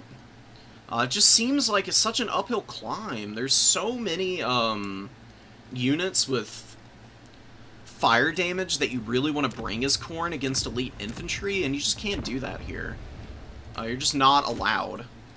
Honestly, I think hiding Skulltaker in the trees all game wouldn't have even been a bad idea. I'm really starting to think that might have been a better bet than what I ended up doing with him. He's only 1150 on foot. The rest of my army was doing pretty well, all things considered. If I had played a lot safer, if I had got my Marauder Horsemen out as well, I think I would have also been able to fight fairly effectively against what he had. Because the Hashed's Dark Ravagers do have missile resistance. They don't have a lot of armor. They can counterfire your horsemen, but it's not amazing. He didn't really have any good range until he got the Oglicons and Fireglaves out. So maybe I just needed to play a backline fight a little bit more.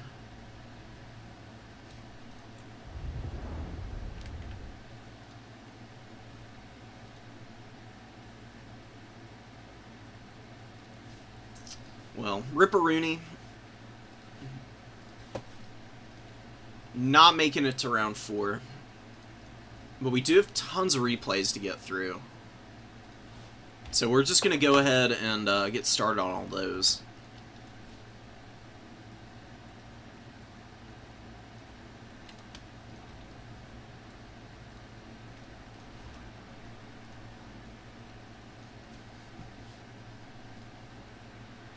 Hopefully, Broccoli is carrying forward the Blood God's name.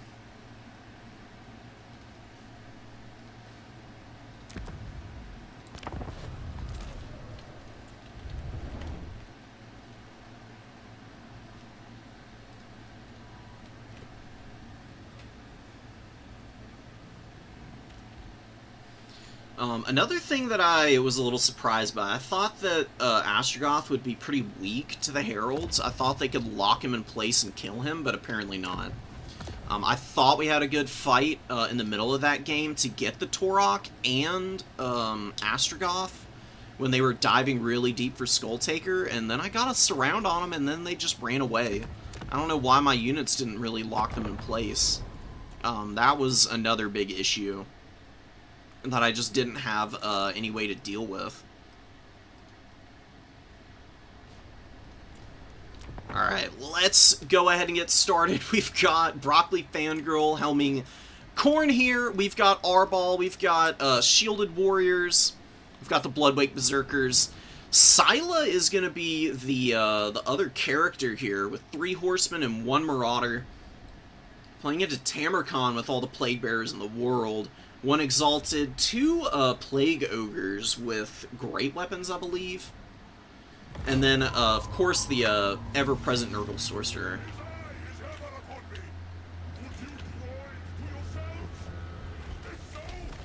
Oh, Arbal's up here. I was like, where is he? He sounds so far away.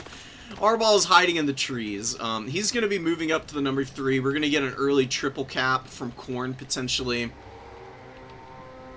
Chaos Sorcerer is running forward like he wants to get up on that point, but yeah, it turns back immediately. You don't want any smoke from Arbol. He will absolutely clown on you. It's actually going to be anti-infantry Plague Ogres, not the anti-large variant. I guess you do need answers for the heavily armored warriors, and the Bloodwake Berserkers are always a pain, but I don't know if Plague Ogres have enough melee attack to deal with the Bloodwakes. They have a ton of melee defense. They're very, very stalwart unit. You've got Curse of the Leper and Stream of Corruption for the spells, so maybe gonna go for damage reflection on this very elite unit. Works pretty well usually. We've got a Rampage on Scylla, and then Fury of the Blood God is the little explosion aura that Arbol throws out. It's actually pretty strong. It does a lot of damage. 36 damage in a 15-meter radius is actually fairly large. It's pretty good at clearing a path for Arbol to pull out of fights as well. That can be one of his weaknesses on this Fleshhound. 1800 mass is not a lot for a large character. He can get stuck up in fights pretty easily, kind of like the same issue that Valkia can have. So we got Plague Bears waiting in the wings here. Broccoli is going to be advancing up on this edge, I would imagine, just to scrap and throw axes against the Plague Bearers, maybe run down the Warhounds, but actually ends up pulling away from the Marauder Horsemen of Nurgle. It's kind of hard to catch these guys. They've got the poison. They've got really, really strong speed stat as well of 90. Even with the Marauder Horsemen of Khorne, but of course with the 15% slow, it's kind of fruitless going after him. Marauders just waiting in the wings. I think Broccoli's trying to bait out the Plague Bearer Death Heads. Khorne is in a really secure position. They don't really need to do a whole lot. Bringing the Hellforged Bellowers out onto the field now. Going to be shooting at the Exalted Plague Bearers. This also would have been really good of me to bring in my game. Probably should have included it, now that I'm thinking about it. But anyways, Broccoli is going to be taking full advantage of this incredible artillery piece. Dunking on the Exalted Plague Bearers. I mean, taking a full 3,000 HP off of this elite unit is nasty business, and gets another really good shot in there. Doing about 2,300 or 1,300 damage. Killing some models, more importantly. Can't resurrect dead entities on these units with any Nurgle magic. So it's going to lower the DPS on their Death Head grenades as well. Another shot coming in. Another big chunk of HP lost on these guys, and a beautiful collapse on the Warhounds on the way in. Furies do land, and you get some Nurgle throwing axe fire waiting in the wings as the... oh, the Chaos Warrior is actually stuffing up the Furies. Really good positioning from our other Khorne player. And brutal, brutal engagement for the Plague Ogres. I mean, you would think this would be a decent fight for them, considering they're on their target of opportunity here in the Bloodwakes with Plague Bearer support, but these guys are just way too much to handle, and being rampaged into them means that the damage going down is going to be especially vicious, because they're going to be fighting the closest model to them, and when the only model in front of you is the super... mega jacked beast mode berserker guys, usually not going to work out too hot for you. Khorne Gore's coming in. Plague Ogres do get a nice engagement against this Chaos Warrior. They kind of get steamrolled. Plague Bearers are on the hunt here, chasing those guys down. Hellforged Bellowers looks like it's going to be turning its sights onto them, which isn't a bad idea. Just killing this rallying Plague Bearer unit will give Khorne pretty good opportunities to continue the pit fight here, where it's actually playing out pretty favorably for Khorne. Nurgle's had a few picks here. They've gotten rid of the Furies and one Marauder Horseman, but that Hellforged Bellower is blasting off from the flank with almost 1,000 value already. Plague Bearer is going to be crumbling out, same with the Exalteds. One Plague Bearer hanging in, but Bloodwake Berserkers pretty healthy, up to 1,000 value. They've got a lot left to give. And the Nurgle Horsemen getting hammered on the flank by the artillery piece are actually going to lose their nerve. End up pulling back here, and the Marauder Horsemen of Khorne do close the gap in melee, where they're going to absolutely annihilate the Nurgle Horsemen. Just a wildly superior unit in melee combat. So losing 2 Horsemen is Nurgle. 1 Plague Ogre's running. Horsemen taking a serious chunk of damage from the Hellforged Bellowers here. And another Plague Ogre unit waiting out on the edges of the battlefield. Very beleaguered. 7 models left. 3 on this unit. These guys are toast. There's not going to be anything they can do. They get hit by the Hellforged Bellowers here. Probably going to break the leadership on them. Although not quite. Looks like they're going to be able to... oh, never mind. They were rallying and then they break again. It's a little bit back and forth on their leadership there. Tamercon fighting the Bloodwake Berserkers, not the kind of fight that he is ever looking for. He's an anti-large unit, and he does not have the stats to get through the melee defense on this unit. When he does hit, he'll do some decent work against them. It's just going to be too few and far between, and they're going to annihilate him, getting through his melee defense with their 62 melee attack, even with them being close to exhausted. Fighting almost as efficiently as they ever were, or could be. Silo doesn't have great value, but his Rampage was pretty impactful earlier. I hate when this happens, you know, like the units get all sardined together. So they're just in this big old pit, and it's very hard for single entities to actually fight effectively in situations like this. See, Sila's like right next to the Nurgle Sorcerer, and he can't hit him, which is really frustrating, but finally able to get a blow in there. Does some serious damage. Hellforge Bellowers comes in. Really good combat unit. Really solid stats at base. It's got a huge leg up on standard skull cannons in terms of their melee attack and melee defense. Another brutal shot going down on the Marauder Horsemen. So they're going to get smacked in the mouth. They pull back for a second, and then they decide that they're going to move in, because there's really not much that Final Boss can do here, except hope to God that you can finish off the Bloodwake Berserkers, and then find a way to crumble out some of these, like, Flesh Hounds, and maybe find a way back in that way. I do think that this is a little too far gone, though. It's a really tough matchup for Nurgle. It's not unwinnable, but it is a huge uphill climb. There's just so much that you have to contend with, mobility-wise, that you don't have good answers for. The Hellforge Bellowers is probably one of the bigger ones. This thing just smacks up any and all infantry. Does good damage to the Marauder Horsemen, as you've been seeing. Takes out, you know, 5 to 6 models every single shot, which is honestly pretty impactful.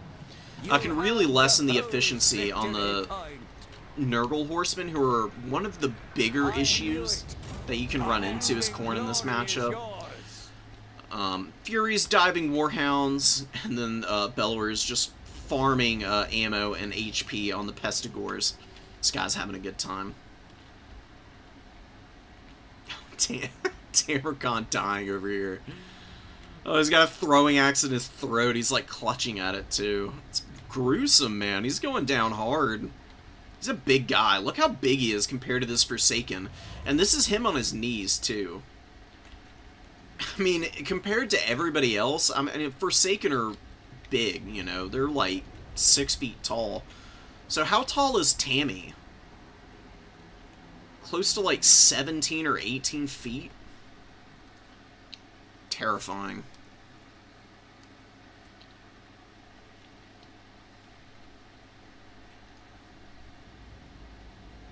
Sila did better than Arbol there, actually, but both got pretty good value. Bloodwake Berserkers are just a crazy strong unit. I mean, 2,500 on them is pretty tame, honestly.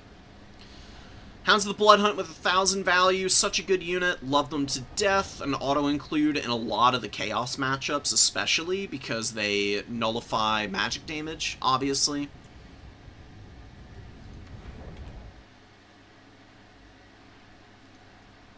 Really good stuff.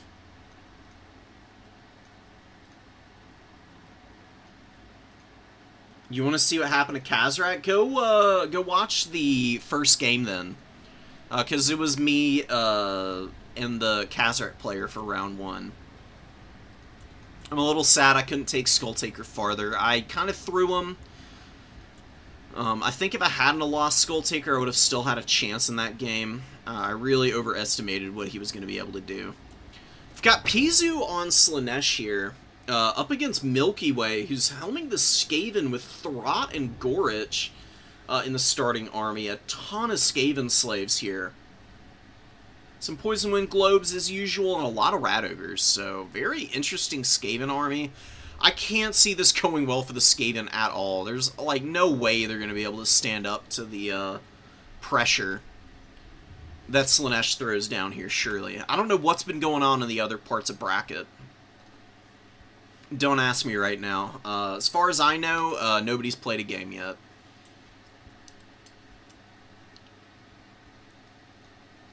Ogre size, but how big? How big is an ogre really? Tammy looks bigger than the other ogre models in the game too. The damned prince stalks these realms once more. The Dread Dream stalks these realms once more. It's a nice, it's almost a haiku. Second I thought it was, but I think it's a few syllables off. Anyways, Heartseekers and the Eternal Entourage on the field. Super broken unit at one point in time. These guys, they got the model size increase, and they're a little bit more reasonable now. They're still really strong, of course, but, you know, a little bit more reflective of their price point. Can't really play too fast and loose with them. Gotta be a little bit more discerning about your engagements. Hellstriders taking the point. Sibilant Slaughtercade as an option for Pizu here. I don't know if this is a forced unit, but I actually really enjoy it. This is a really good chariot. It's got great melee defense of all things, which is hilarious. Can actually survive getting stuck in infantry units. And with the poison, it provides a little bit more debuffing as well. Poison Wind Globes actually hitting their own guys and doing a little bit of damage to them. Sibilant Slaughtercade going to be rushing up into the flank of the Skaven Slave Spears and doing a little bit of damage, but nothing too serious. Going to be trying to pull away from Throt, who will be getting in here with his AP attacks and doing some big damage to the Sibilant Slaughtercade. Gotta get a peel unit in here sooner rather than later. It does look like Throt's going to pull back of his own accord. Sibilant Slaughtercade not looking too much the worse for wear, but did take some bad damage. Oh, up in the forest here, we get the Heartseekers engaging the Skaven Slaves in the trees, and there is a Rat Ogre fighting over here too. So Slaanesh with Strider is just not losing any stats or speed. Rat Ogres are going to be very inefficient fighting in the forest here. The Heartseekers are taking a little bit of damage, and those Skaven Slaves are all over them. This is why you press spacebar, by the way, when you've got fights going off in trees, because then you can actually see in there. A little hard otherwise. Fiends in the Sibilant Slaughtercade massacring a Skaven Slave in the front line. Hellscourge Marauders getting up into the fights. And another Devoted Marauder going to be getting up in the trees and helping break this position. Rat Ogres getting melted by the Eternal Entourage here. Good Poison Wind Globe Fire on this Hellstrider unit. Definitely doing some great damage to them. Down to half HP. Gorich is very out of position. He does not really have anything to fight over here. Really needs to be motoring up to the high ground. I just don't see Skaven winning this game. They are in all kinds of trouble right now. This whole position's about to get completely bulldozed by the Seekers there. You've got the Heartseekers going to be going after the Poison Wind Globes, and the Teethbreakers, who are currently struggling to fire because of the Sibilant Slaughtercade mucking up the works here. Skaven Slaves just aren't good enough to dissuade any of these Slaaneshi charges. Now Devoted Marauders up into this backline area. You do get a good engagement against this Hellstrider, taking them down. Gorge fighting another Hellstrider over here. An Evisceration would have been really strong in that pocket. I think it would actually do some okay damage to the Fiends if they get a surround on him. Heartseekers actually peeling away from the weapon teams, which are already broken, so they can focus on removing this big single entity. Throt's running Eternal Entourage all over him, man, and more Rat Ogres being annihilated by Hellstriders. Oh my god, dude. Yeah, Slaanesh obviously is still very balanced. They are a much more fair faction, but this has always been a pretty bad matchup for the Skaven. Get a beautiful Evisceration out of Gorich there. A massive chunk of HP out of those Heartseekers. But he does break, which is brutal. I mean, his leadership is solid, but getting attacked in the rear and all these leadership debuffing penalties from, like, fear being stacked on him is a little too much, maybe. Oh, he has terror, so he's not actually afraid. Slaaneshi shenanigans going on there, I guess. So Pizu is just all over the back line of the Skaven now. Sibyl and Slaughtercade with paying for itself. 942 value here. Racking up even more. Azazel not doing a whole lot. I think you just keep him in on that weapon team while the Sibyl and Slaughtercade crushes the Natty Boobos. Storm Vermin comes out at a really good time. They'll definitely kill the Sibyl and Slaughtercade pretty quickly. You've got Council Guard somewhere here. Yeah, here's the Council Guard. They're doing what they can. They're actually a pretty decent unit, all things considered. Maybe a little expensive for the role that they fill. They do look pretty cool, though. You know, they're like the gray-haired Storm Vermin, as opposed to the regular models, who I believe are more, yeah, darkly colored. Or I guess, yeah, their fur is a lot deeper. The Council Guard protect the Council of 13, so they've got the same like grayish coloring that those Raki do. Slaughtercade escapes. It gets a little more value running over the Poison Wind Globes. You got Rat Ogres coming in. The Heartseekers have been a nightmare. They've paid for themselves very nicely. Gorich is just completely dead. He's just routing in the middle of the field here now. 135 HP, 1100 value on him isn't terrible, but you really would love to see more out of him. Nazazel here has 2,000 mass. It's so weird that Azazel has 2,000 mass while Valkia has, like, what, 1,100? And he is also infantry size. He's just a big, beefy boy, apparently. Slaughtering Throt right now. Throt is an okay duelist, but nowhere near the same category of power as Azazel. And Azazel does have Demon Blade, so Demon Blade has been doing a lot of leadership debuffing. So Gamer just fully pushed off the points, and that's going to be GG from Milky Way. Brutal matchup. Not a whole lot that you can do about that.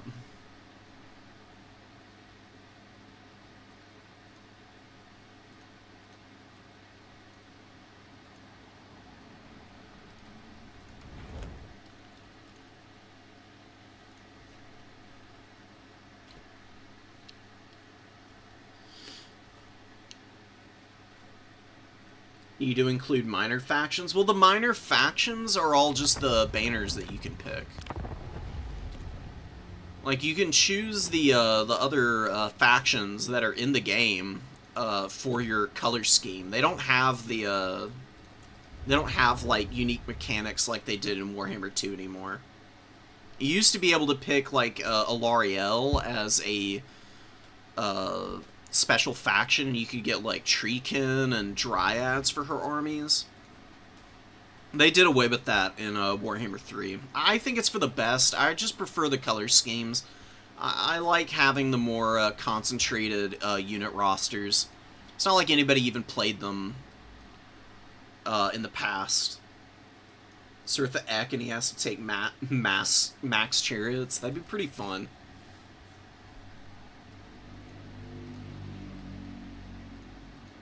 They're all black in lore, because the black ones are usually the biggest? Really? Okay, I didn't actually know that. It's kind of interesting. I thought they were all, they all had the gray fur because they guard the gray seers. Because I'm not wrong in thinking that the Council of 13 is just the 13 most powerful gray seers that the Skaven have, right?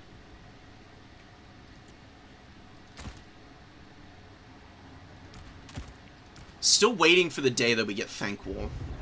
Please. I think we've actually... Oh my god. Was it Arbol and...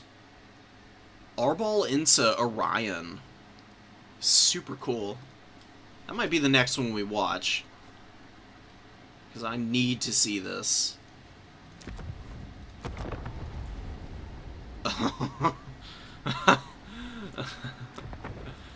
Alright,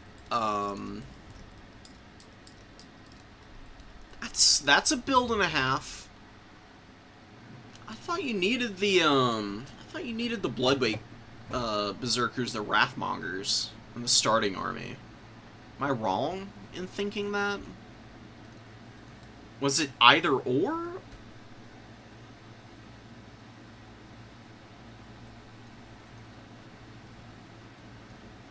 Give them different types of units? Okay, I see where you're coming from now, Rudy.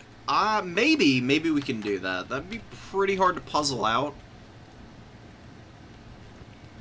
I think the Legendary Lords tournament works a little bit better thematically anyways. But it's something that I could look into, maybe talk to some folks about. It's a absolutely minuscule army for Charix. 6 units to start out, but they're all really high quality units. I mean, it's Wild Hunters of Kurnus, Double Waywatcher, Blade Singers, Orion, and Ariel. She's got Apotheosis and Shield of Thorns, which is a really good spell, obviously. Huge damage potential from the melee reflection, especially if you overcast it. I think it'll be close to like 40 melee damage reflection with the upgraded version because she has spell mastery from Greater Arcane Conduit. She does get collapsed on a little bit by the Cultist. Cultist going to be able to pressure her down pretty nicely. She's fairly survivable, but she's really not a very good combat character. And Cultists do have pretty good melee attack at 62. Look at them chipping away at the Wild Hunters of Kurnus here. Arbal gets into this fight, and the Wild Hunters of Kurnus collapse on him, and they're doing massive damage to old Arbal here. The melee damage reflection does go down. Orion comes in to try and help out. But the Hounds of the Blood Hunt getting in here could surround him, start to chip him down, but Waywatcher's opening up finally, and they're going to do wicked damage to the Gorebeast Chariot, which does get slapped up a little bit there, and we get a spell cast of some kind going down. Hounds of Orion going to be used here. A little bit of damage on the Flesh Hounds, not really anything to speak on, though. Here's the risk for Khorne's engagement here, is the Blade Singers are going to grind really well. They will 100% annihilate the Cultists, given time. Orion is pretty healthy, and Berry Wine is available, although it has been used already. Did it really go down on Orion and he's still this low? Curious as to where that actually got used. Oh, on the Wild Hunters over here. Very, very sneaky. Alright. Broccoli with a great lead right now. Doing good damage to the Waywatchers, but the Chaos Warhounds get countercharged by the Glade Riders. That ends up being a very nice fight for the Wood Elves. More Warhounds being thrown into the mix here, going after the Wild Hunters of Kurnus, who get a really nice Shield of Thorns, and the melee damage reflection still causing problems for Khorne. Blade Singers looking pretty beleaguered right now, very beat up. Waywatchers are rallied now. Gorebeast Chariots trying to do damage here. Oh, the Gorebeast Chariot instead of the Bloodweight Berserkers. Oh, I forgot that it was an either-or for those things. Really cool mix-up from Broccoli for the matchups. Not relying on the same things over and over again.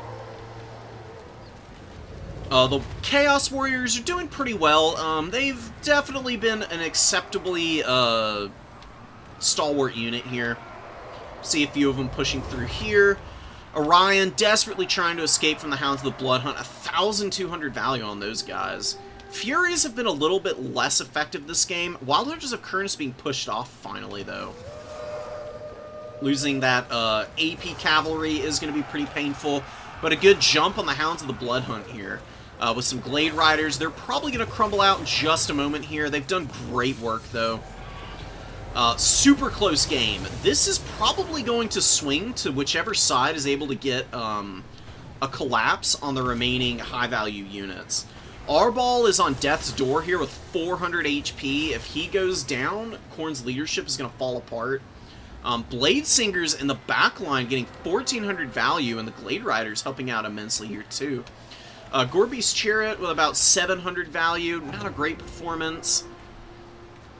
Khorne is locking down the points for the most part. The enemy has slain our lord. The Way Watchers are going to be really tough to deal with in the late game, though, and Arbal is terrified. And is being taken out here by the Glade Riders, potentially. Cultists are hanging in, but it looks like Cultists might have killed Orion. Oh my god, Orion goes down. Really? No frickin' way, dude. Wow, the Khorne Cultists with 1,900 value between the two of them. And still got a little bit of room to go on their HP pool. They're very survivable units. Oh, and they have Icon of Endless War. So they have Perfect Vigor. Really cool build. Oh my god. I loved bringing the double Cultist with Icon back in the day. Because these guys were an auto-include in every Khorne build at launch. And seeing them here again is a blast from the past, dude. This is a very... It's a very launch day Khorne army, and it's doing really well, honestly.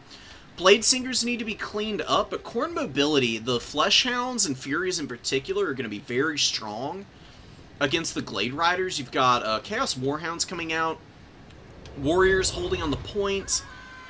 This one in a little bit of an awkward position with the Way Watchers on the flank. Do need to be very careful not to let the Way Watchers get a ton of value here. You can see the Marauder Horsemen are just getting hammered by those missiles right now. Warhounds going to get a decent engagement. They're not the stickiest unit in the world. With the flank from this other tattered Glade Rider, I imagine the Hounds do break. They do indeed. Flesh Hounds, though, should clean this up, and then the Chaos Warriors should be able to beat back the remaining Blade Singers here. But the Blade Singers getting... great value. 1,800 on those guys. Blade Singers over here rallying and actually getting some good value. And Chaos Warriors getting chunked by the Way Watchers on their flank. Broccoli in a tricky spot right now. You've lost Arbal, so your leadership is looking a little bit beat up. Luckily, she just ran away. So that leadership penalty will wear off eventually. I think that you probably play for time, although Charix is banking up a ton of supplies. Whereas Broccoli has been summoning stuff out steadily and consistently, Charix just goes deep to save up the money. And Ariel has assuredly been dropping Apotheosis over and over again. I'm sure that's part of the reason why, despite being very even on the values, Khorne is just looking very far behind on the curve in terms of quality on the field. Wild Hunters of Kurnus going after the Chaos Warriors. They get a good charge there. They do lose a little bit of health, but nothing too serious.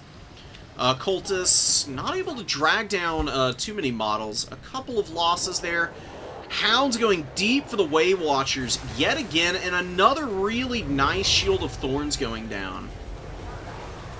And they're continuing to fire while the retreat is in. Flesh Hounds continuing to go really deep for the picks here. Trying to kill the Way Watchers is a really good call, but Zote's coming in to counter-push the Flesh Hounds and the Furies. Wild Hunters of Kurnus coming across the field. Way Watchers going down here. See what kind of disengage we get here. Face-checking the Zotes is going to be a really bad call. Definitely you want to stay away from those guys if possible. Fury here about to crumble out. The other Fury charging down into the Wild Hunters.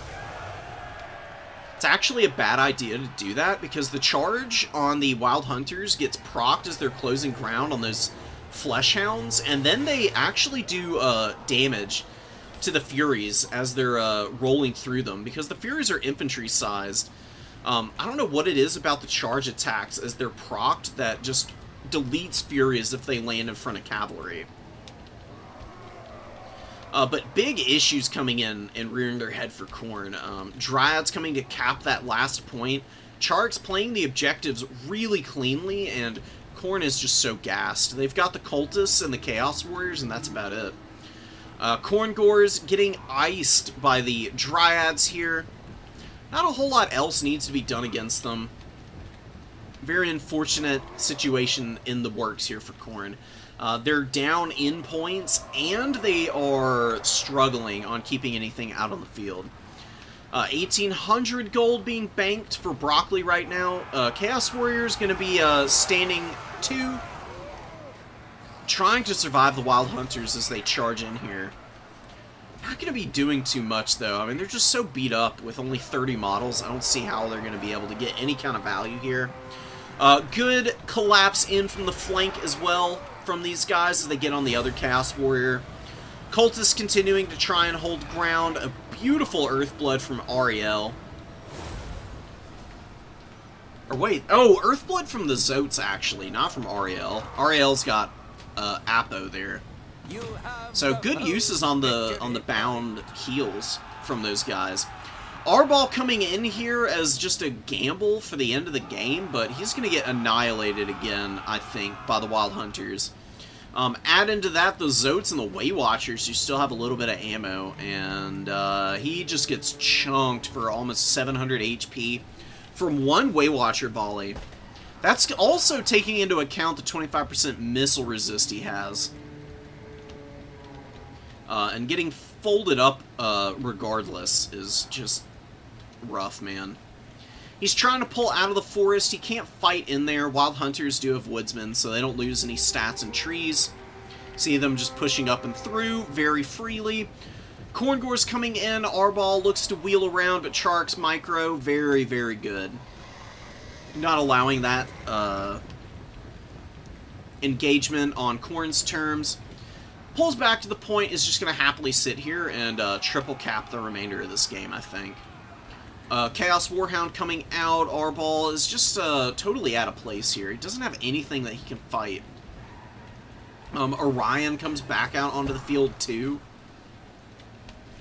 Charks is so good with the tall builds. He just executes them at such a high level. It's very difficult to deal with such a small army that has so much heal support. I mean, you got the Apos, you got Berry Wine that was used on the Wild Hunters of Kurnus earlier. Orion did a really good job of getting good engagements, and the Waywatchers were just very patiently used. Instead of overcommitting those Waywatchers, they just kind of stayed in the back until the late game, and they could move forward and really lay waste to whatever Chaos Warriors were remaining. Warhounds going down to the Glade Riders. They just don't win these fights against cavalry. They are just not built for it. Dryads are going to grind down the other Warhound, and Arball's just desperately trying to escape here. There's nowhere for him to go, though. Runs out of room and gets fully surrounded, and that's going to be a GG. Charks walking away with a dub here.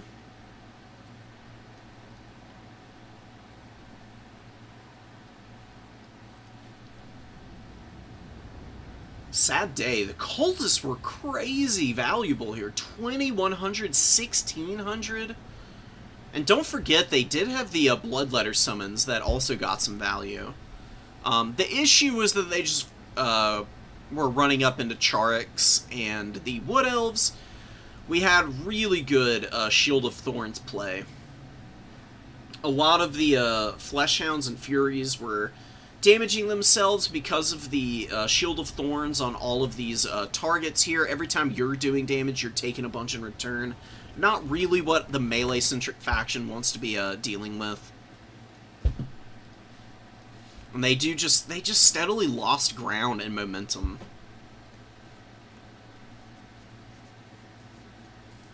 How do I beat Chariks? Go in with confidence, bro. Yeah, in his sleep, exactly. Wait until he falls asleep, crawl in through his bedroom window, and just ice him there and then, you know?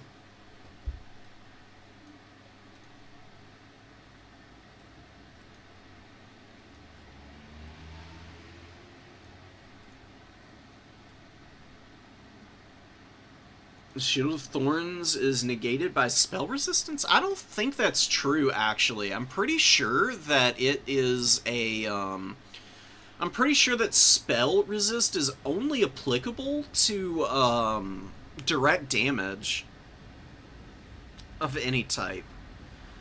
So, when you're talking about the spell resistance, I'm pretty sure it's only for stuff like, Plague or Pestilent Breath. Stuff like that. I'm pretty sure, passive imbuements, or not passive imbuements, but, like, active spell augments, like Shield of Thorns, I'm pretty sure that's not touched by spell resistance in any way whatsoever. So it's actually the perfect spell to be throwing in against Khorne.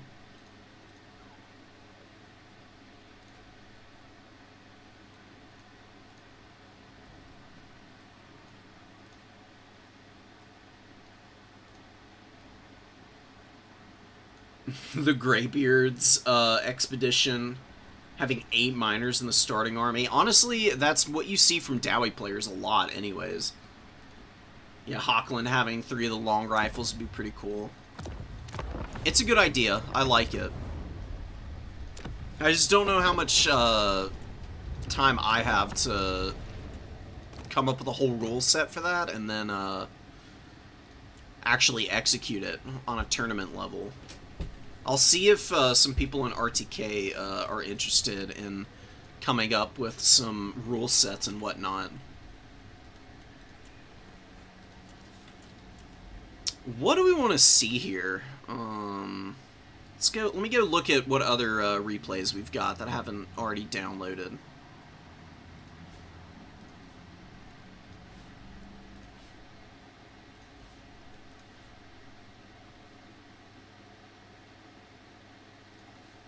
Dowie versus Empire, Orion versus Taurox.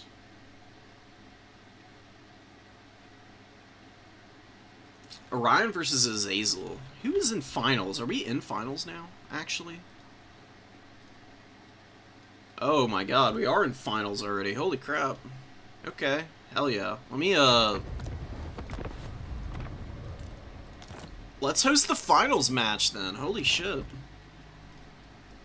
We've got Charix in here, of course.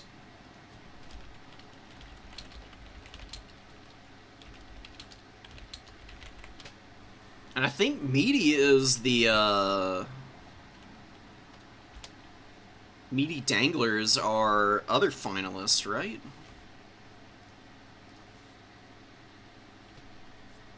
I'm very sad. Khorne is, like, completely eliminated from the tournaments now, which is very sad. I wish I had done a little bit better with Skulltaker. That Chaos Dowie matchup really threw me for a loop, and I just did not play well enough. Yeah, it is Meaty Dangler. Hell yes, dude. Meaty and I played on ladder a few times while I was practicing for this tournament, and beat me both times. So I know he's been in the pits grinding. Okay, we're gonna go join Charix's lobby then. Yeah, but I want to spectate. That's the cool thing.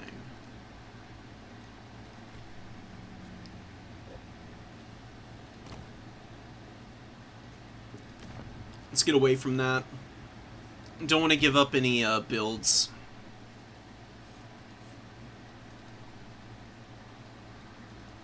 So, welcome everybody. We've got the finals of our Legendary Lords tournament about to be played here.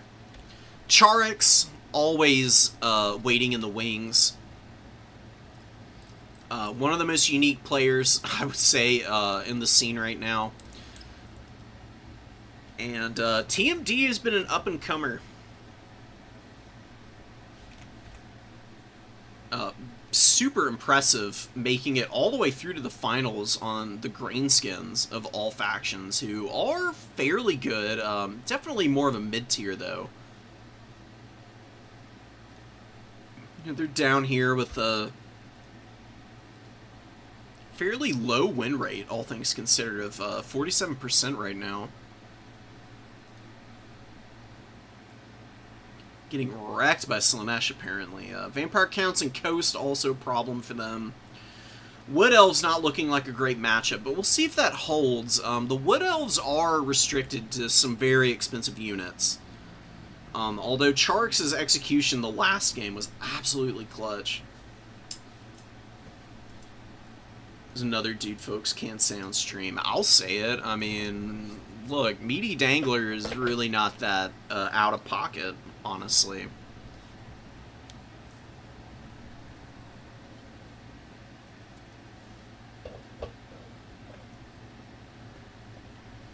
People are too prudish.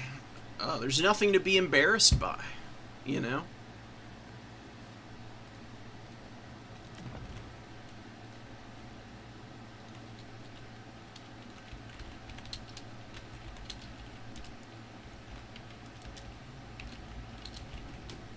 I'm ready whenever these guys are.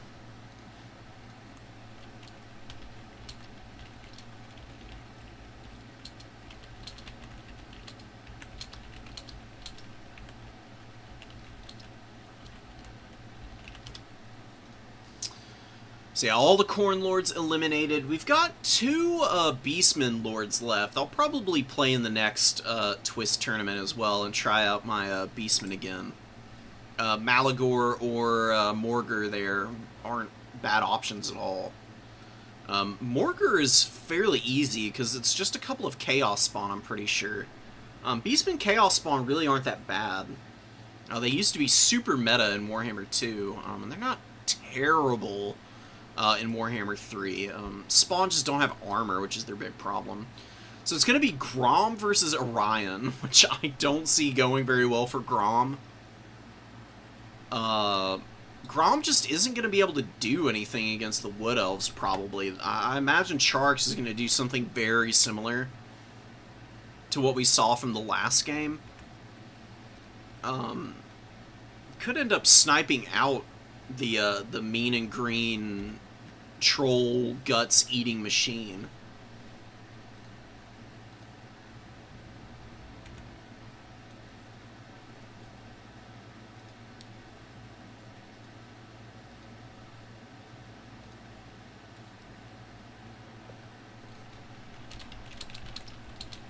Oh, let me answer a question that Apostate has. I do have something I can send you, Apostate, showing you how to upload replays. Let me do that real quick.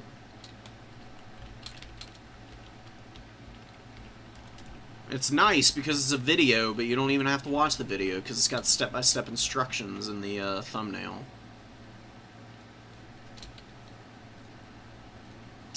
I miss Rubber Duck of War, dude. I used to watch him all the time. Big sad that he's no longer around.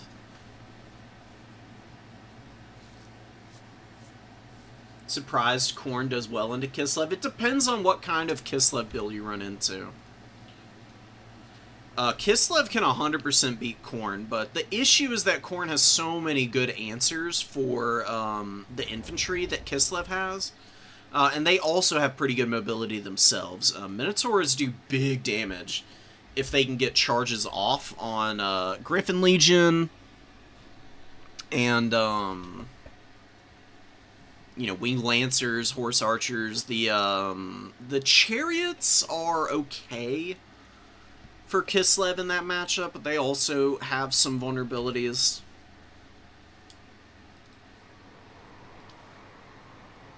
Alright, so here we go. We got Grom waiting, looking around, probably a little bit nervous about this one. 2 Flappas in the starting army.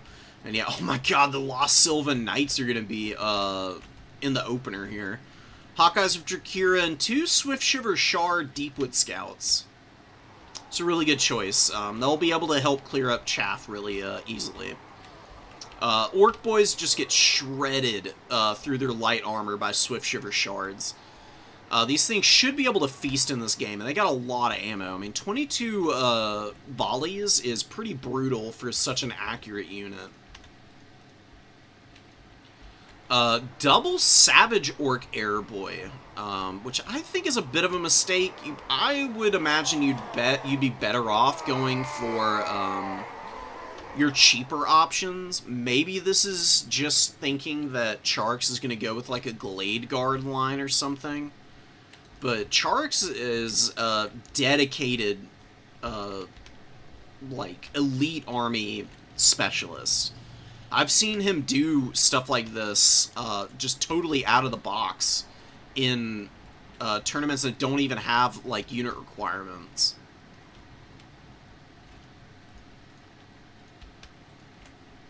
And so Dangler's still taking a minute just to get the 16 units in his army all set up. It is a massive force. You've even got the Teeth Robbers, which is crazy. This must be a required unit, right? There's no way TMD's bringing those guys of his own accord. I've never ever seen somebody bring them seriously. So we're going to kick off here. We've got Ruglets as well. I forgot to mention them. They're always around, though. Squig thinking on the Night Goblin Big Boss, and I'm sure we'll get the caster here eventually. Probably going to be an Orc Shaman just for combat prowess, because you do want a little bit of magic damage against the Wood Elves, because they do have quite a bit of physical resistance. Fist of Gork is a great buff spell that imbues melee attack, melee defense, and magic damage. Keep it from the foe. Passing that up in this matchup would be a big mistake, I think. Although there are some good spells in the lore of the Little Wa.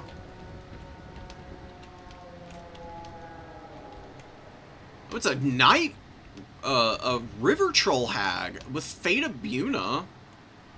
I don't know how that's going to work out. I think what's going to happen here... Okay, so what's going to happen is Team D is going to drop that Fate of Buna on the Sylvan Knights, and then Ariel is going to drop Berry Wine and negate all the damage, basically. And even stacking Apo on top of it wouldn't be a bad idea either. It would put the Sylvan Knights at heal cap pretty much immediately, but it would at least allow them to be semi-usable. Really bizarre split charge going here. What the hell was that? Absolutely 500 IQ maneuvers coming in here from Charix with that split charge. Orion immediately gets a terror out on Goblins, which I'm not too shocked by. Ruglet's getting hammered by the Hounds of Orion ability. Taking a good 1300 HP off those dudes. River Troll Hag is in trouble. This is going to be a very quick snipe on her if she does not peel out of here immediately. Mither goes down on Ariel, trying to hammer her, and the River Troll Hag does get routed, but survives. She's just out of range of the Waywatcher and Deepwood Scoutfire now, too. So she's going to get back, feeling very lucky that she's got half her HP left. And it looks like the press is on for the Greenskins. They should probably peel one Orc Boy out there, but I understand if you want to just go all out and try and overwhelm this position. Grom looks to be coming in from the flank, getting into the Lost Sylvan Knights here. Still haven't seen the Fate of Buna. We're desperately anticipating that. It's very much needed here. Things are not looking too great for the Greenskins. They've got okay value, though. Just all the terror routes are maybe I'm overthinking just how good these terror routes have been. Lost Sylvan Knights get their Berry Wine. Waiting out the heal, maybe, with the Fate of Buna isn't a bad idea, because it will, Fate of Buna will almost one-shot this unit. With how low they are in HP, and you immediately get the Fate of Buna being used right after we saw the Berry Wine. Lost Sylvan Knights are going to go down pretty hard here, but there's still a huge core of missiles available for the Wood Elves, which is going to be pretty dangerous to handle. Orion getting clowned on here a little bit. You've got the Broken Tusk Mob ripping into him, Night Goblin Big Boss underneath. Archers firing plenty of arrows into our boy there, and chunking his HP. Ruglets with 1,000 value already. Lot of tattered units in the wings. Some goblins stuffing up Glade Riders here. Swiftshiver Shards and the Hawkeyes of Drakira escape fairly cleanly. Charik's getting a nice burst of value. Lost Sylvan Knights alive, not looking too well off, though. Down to 2,200 HP. All you need is one good engagement from those guys to finish them off. No pump wagons left, though. Orion is still alive, and you did pour a lot of resources into trying to kill him. And the Orc Boys pushing deep into the back line. Wild Riders coming in, and they're going to get a charge off while the Orc Boys not going to be so lucky. They get intercepted before they can get to where they're trying to go. TMD pulling back with Grom. Grom tried to fight Orion there, I think. Orion does have his Cloak of Isha, which is really strong. It's a 20% ward save, and it gives a good heal when he goes below 25% HP. He's proving to be a really nice beat stick here. Lost Sylvan Knights going to be finally going down here, but they did pay for themselves. They could maybe have an outside chance at getting a lucky terror out. Leadership's a little high here for that, though. They are shutting down the Savage Orc Archers and the Ruglets here. Just a huge brick of Archers being shut down by one unit is really painful. Sylvan Knights do break. They're a weird ethereal unit. Unlike most ethereals, they don't crumble. They actually just rout like normal units do, which is very unique and bizarre, honestly. Swift Shiver Shards continuing their devastating volley fire here. Hawkeyes of Jakira also doing pretty well. Grom does get pushed back. He is very low, but he is alive, which is an important distinction to make. The Wood Elves aren't looking like they have a tremendous number of mobility options left. Wild Hunters do come out, though. You've got a Wild Rider back here. They're just going to be trying to parry anything that comes back here for the Archers. And I would imagine that the Wood Elves here are going to be playing for time and snipes on the characters more than they will play the objectives, because they already have a huge lead. And they recap the home objective with the Greenskins here, in fact. Wild Hunters screaming in for the flank charge on the Orc Boy Biggins. Good counter charge from Meaty Dangler here, but just really good pressure from Charix, not yielding an inch right now, and continuing to pop Shield of Thorns on everything that he can. Ariel with only 300 value, that's very deceptive. I would say she's probably got close to 1,000 if you factor in all the Shield of Thorns damage. Wild Hunters of Kurnus getting folded up here, not doing well at all. Very lackluster performance from them. But it just looks like the Greenskins are gassed, dude. And look how much ammo is left for these Archers. This is why they're so freaking terrifying. Because they just survive into these late game situations. And they just wreck your forces as they try to reinforce and take engagements. They can just pour out such an overwhelming weight of firepower, man. Charix is going to be taking the win in the Legendary Lords tournament today.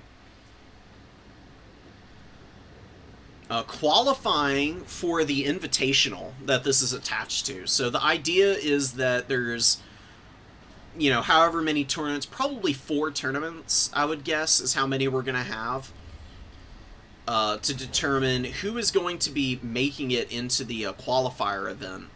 And that'll be the top 2 people from each tournament. So even though Dangler lost this game, is going to be getting into the event regardless. Really impressive stuff, making it all the way to the top level here against Charix. Falling a little bit short, but giving a really good scrap nonetheless. Had a moment there when it looked like might have been able to break into that back line, but not enough support for the pump wagons.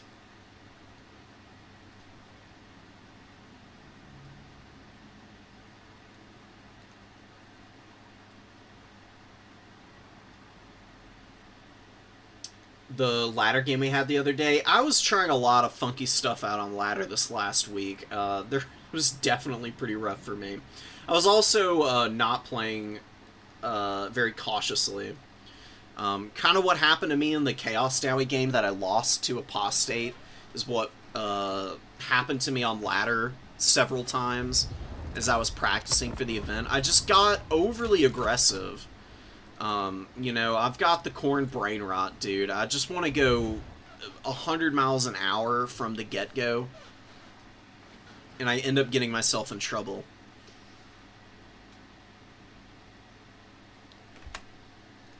Alright, guys. I'm going to bring y'all over to the Discord for a moment, just so that you can see what we're looking at with the legendary lords that are available. You can see all the Vampire Coast lords available. They're not a very popular faction, as you might have guessed. Khorne is 100% eliminated. Very unfortunate. Khorne's just a little limited, you know. Having the unit restrictions hurts also, because sometimes you get pigeonholed into some really awkward units. Like what I had to do with the Heralds of Khorne's Fury. I think there might still be some stuff that I could have done to obviate some of the inefficiencies. Chaos Dwarves eliminated. Fortunately, not quite making it.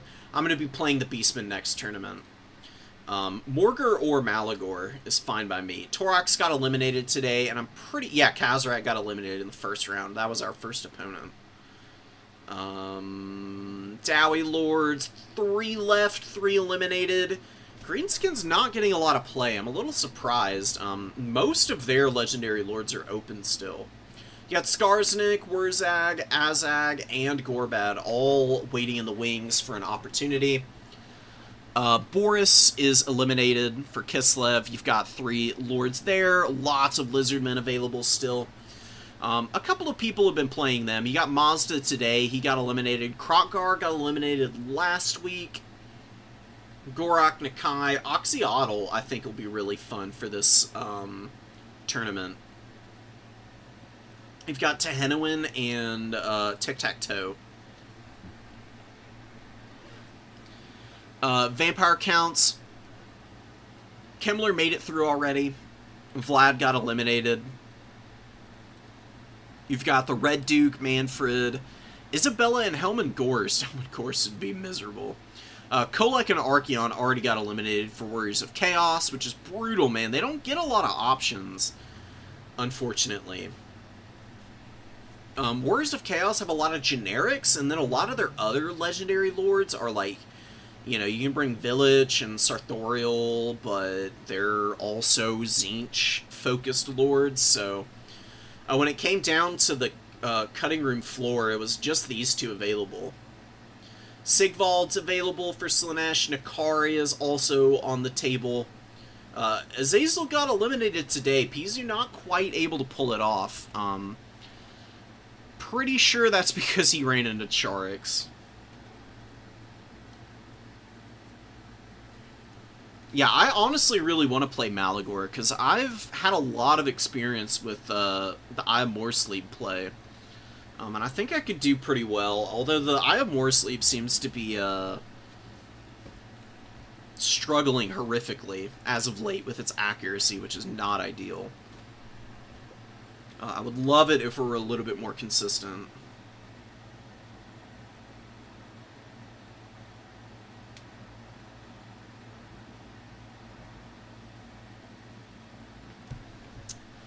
Alright, what the hell are we gonna do here?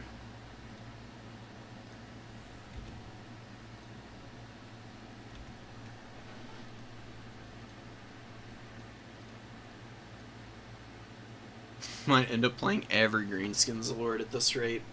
Maybe.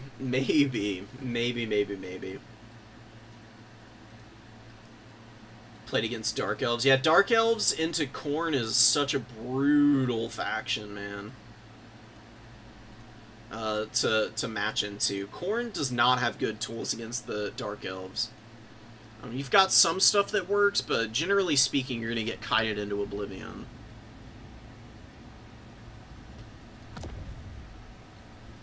Let's do a few more of the, let's do a few more matches from the tournament today. Just for like another hour. I think we can get like 3 or 4 more in. And what do we have in terms of stuff in here? 5,000 statement. We'll skip those then.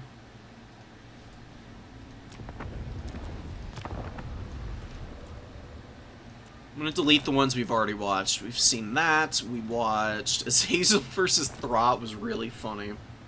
I feel really bad for our Skaven player there. They just got a terrible matchup. There's just nothing to do about it. Oh, Ungrim. Okay, you know what? Let's watch another... we got a Khorne Dowie game earlier in, but I'm curious to see how Broccoli plays this matchup into Hero Squad. You've got Ungrim with Garagrim, which is one of the requirements. You got 4 Slayers, which is the other. Felix is being added in to help out Garagrim. Garagrim is not a very good combatant, honestly. He is not durable enough to survive in domination mode, generally speaking. He's probably a little better in land battle, but even there I can see him struggling. Ungrim's really good. He's a fairly solid Dowie Lord. Just leaning into the Hero Squad, I think, is a pretty good call.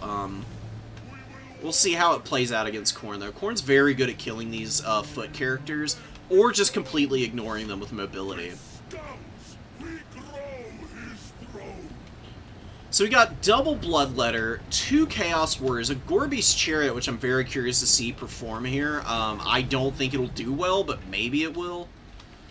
They just are so mediocre, seeming to me. Maybe it'll do some decent work.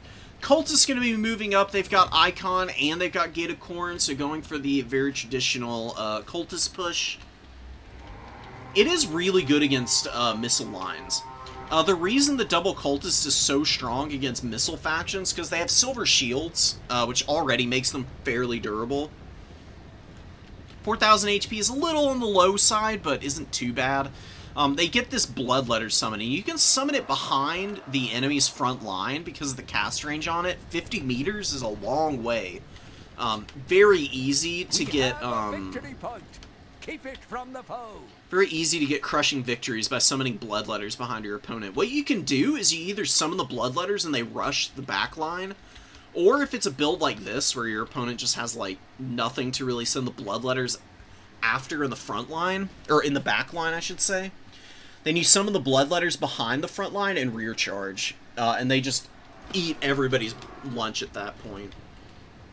Bloodletters are without a doubt one of the best units into the Dowie. It's crazy how cost efficient they are. They just shred Dowie warriors. And they beat Slayers in a head-up fight, believe it or not. You know, Slayers cost a pretty penny and they're anti-large oriented, so the Bloodletters with their Phys-Res, decent HP totals, great leadership, and the bonus versus infantry with 34 melee attack does tend to mean that they just overwhelm a Slayer unit. The trait is just not ideal. You got the Warhounds capping points. I think it's it's 2 Warhounds, not a Fleshhound and a Warhound. They take the number 1 after they got the number 2 there, and they're going to be rotating around. Khorne building up in the forest, which is a really good call. I do think I should have fought the Chaos Dwarves on this map and not Glade of the Everqueen. I'm kicking myself for my map selection. Still, to this day. Warhound's going to be peeling out, Quarrelers getting a couple shots off at them, not really doing any damage, and it looks like the Gorebeast Chariots are going to be screaming down from the high ground to get after the Dowie on the number 2 objective here. Come on, charge the Slayers. Charge the Slayers. Slayers are awful against Chariots, by the way. I think they could have pretty safely charged down the Slayers. I don't think they would have struggled that badly. The thing about the Slayers and why they're bad against Chariots is their mass is not enough to stop the momentum of Chariots, especially high mass ones, and then they just get absolutely chunked. Really good engagement on the Slayers here. You just got Warhounds all over them, and look at the brutal damage coming in from all of these little hounds. Gorebeast Chariot's not doing a whole lot here. You do get Glorious Death from Garagrim popped here. Where is this ability? The hell? Oh, wait. Ungrim?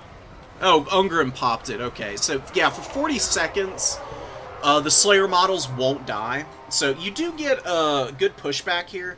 Warhounds get a little beat up. You've got the Gorby's Chariot taking some damage, which is nice and all, but the Bloodletters are going to be kiting back and just trying to avoid this big blob of Slayers as they're invincible, essentially. You get a really good engagement on the Quarrelers. Furies just rip those guys to pieces, and Gorby's Chariot's continuing to cause problems. Gorby's Chariot actually looking much better than I've seen them do in days gone. Maybe I should include them in a couple builds. I can think of a few matchups where they are actually pretty needed. So they're kind of going ham here. One of them has 550 value, which is damn solid, and they've done a great job of pushing and pulling through units. Grimdelver's coming in, and we get a beautiful charge right onto them from the Furies, and then the Gorby's Chariot's pushing through as well. Another Gorby's Chariot coming in. A second Gorby's Chariot has hit the Grimdelvers. Ladies and gentlemen, my fellow Dowie, today is a grim day.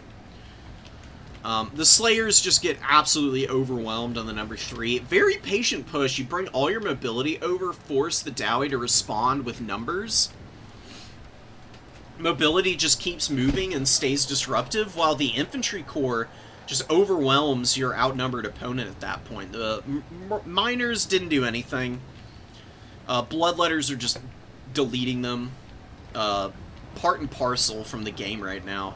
Cultists doing their work. They haven't really gotten much value to speak on. Arbol is on foot running around with them. Look at him on foot, dude. He's so goofy looking. Gets a nice overhead axe swing there. He just looks not right without his Fleshhound mount.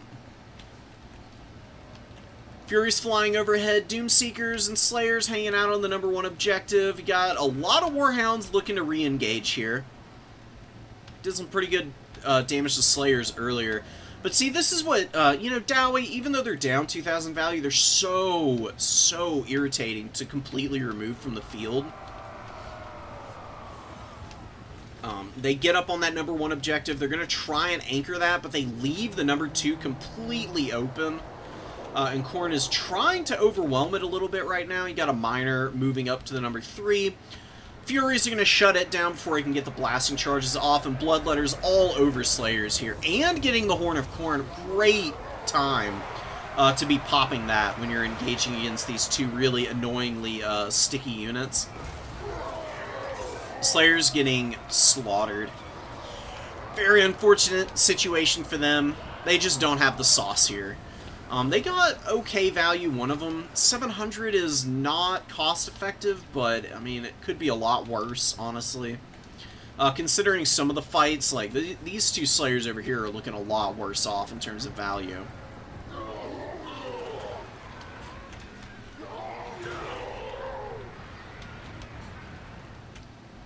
Whopping 731 value on one Slayer, and Garagrim and the Hero Squad being ignored right now. A little bit of friendly fire from the throwing axes, actually. They're trying to hit these foot characters, struggling with that a little bit. They should be focusing Felix. Felix is the target to go after, because if you kill him, then you remove the heals for the other two. And then they're a lot easier to deal with, because Garagrim has no armor.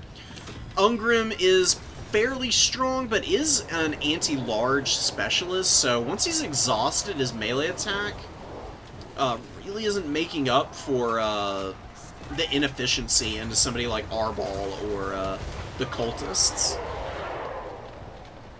Really nice blasting charge volley going off against the Bloodletters here. They have still done really well, and the Warhounds are occupying the Ekrans.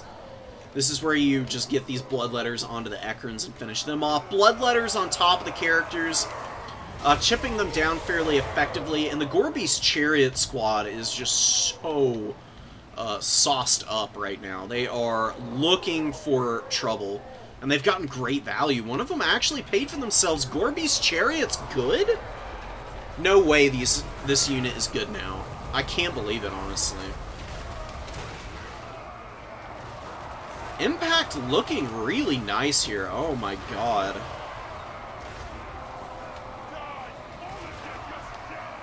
Gutting out value into some pretty sticky units. I mean, the Iron Drake Trollhammer torpedoes are no joke. They are heavily armored, decently survivable, and the Gore Beasts just absolutely flatten them in no time. Gore Beast Chariot over here finishes up the Quarrelers, and then the Long-Drawn Slayer Pirates all alone against 3 Chariots and 2 Furies. A little bit much to ask from them. Juno is just totally outmatched here by the Khorne mobility. It's just too much. The value trading has been a lot more lopsided than the ticket situation has, but that's going to flip very quickly. Broccoli has done a great job of playing for time on the ticket front and is now going to secure the triple cap and just close this one out, it looks like. So we can just wind the clock out. Felix dies. Hungrim and Garagrim died before him, funnily enough. Cultist with crazy good value. Again, man, the Cultist builds... Dude, is it time to do double Cultist again for Khorne? Because suddenly they are looking like a great option once more. Grim Delvers get deleted by a Sword of Khorne and just an unholy tide of chariots. I knew it. Unending glory is yours. The last thing you want to see as the Dowie is 3 chariots with 2,000 mass. Or I should say 3 units of chariots with 2,000 mass just mulching your army.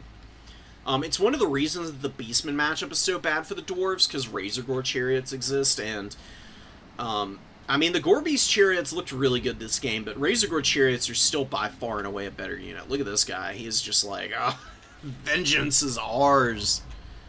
Finally proving that Gore Beast chariots aren't a total joke of a unit now. Brilliant stuff, dude.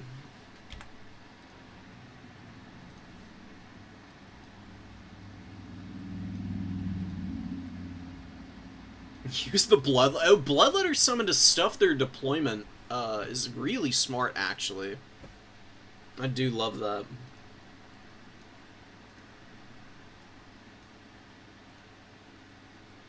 Well, so, because you qualified, Meaty, that's why you can't play next week. I mentioned it a minute ago, that the way it's going to work is the people who qualify for each tournament, which is the top 2, they move on to the qualifier, and then they can't participate in the tournaments again. So next week, we'll see, I'll be there, we'll probably see Apostate again. Although Apostate's going to have to play something other than the Chaos Dowie now, since they're all eliminated. Who is Apostate going to play? Maybe Nurgle? Are there any Nurgle Lords left? I don't actually know. It'll still be pretty, okay. Cool. It'll be pretty stiff competition still, regardless. Maybe I can worm my way in with the Beastmen. I need to practice them. But Beastmen are, generally speaking, usually a faction that I play and win with a little bit more consistently than Khorne. Khorne I just love aesthetically. Like, they're so cool. They're a great starting faction. They've got a lot of teeth, but because they don't have magic themselves... and because of some of the weird jankiness still with the way spell resist works, they are often at a disadvantage without the magic available.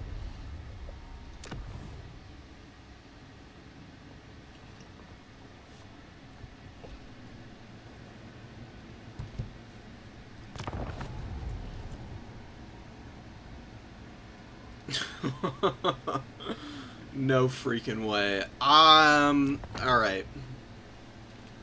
I mean, we know what the outcome's gonna be, just because we know who ended up in the finals, but this build from TMD is pretty grody. I mean, I love to see a Ragnarok Flingers. Super cool unit. At the 4 gobos as cap weight. Fresh ones for more! They're not very good cap weight, but you don't really need them to be. This is going to be a just a deep diving build from TMD. Apostate actually rolls out the Demon's Tongue with the Dreadquake Mortar attached to it. Oh my god. I was wondering why the army was so small. I was like, okay, there's a Dreadquake Mortar, but what's so special about that? Why are there no infantry in this army? So, going completely away from the build that Apostate brought against me, which had a bunch of Infernal Ironsworn and, like, Blazing Beards of Basharik, the Demon's Tongue is going to be the clear here, trying to use it to bully all these gobos, I imagine. First shot going to be landing in and missing a little bit, tickling the gobos. Although I don't imagine that the ones that actually got caught in the blast are feeling all that tickle. I think they're just dead. They don't look very well and healthy right now. Orc Labor's breaking immediately. They have awful leadership, so I'm not surprised. There's nothing to provide the malign authority to them, so they just decide that they're over it. No longer interested. Ragnarok Flingers engage Astrogoth all by its lonesome over here. Brutal engagement for the Chaos Dowie. A bit of a fumble here that I don't see Apostate make too often, leaving a Lord this exposed. And him really getting punished for it. I mean, a little damage goes down on the Flingers, but they're very healthy. You know, almost full health still. Orc Boarboy Biggins attacking Astrogoth now. Not really their cup of tea, considering they're large specialists. Astrogoth is infantry-sized. But nonetheless, they do have AP that can chip away at his HP pool here. Hashut's Dark Ravagers with some devastating shots into the Ragnarok Flinger here. They fire fairly quickly every 8.2 seconds, but that is a lot of time.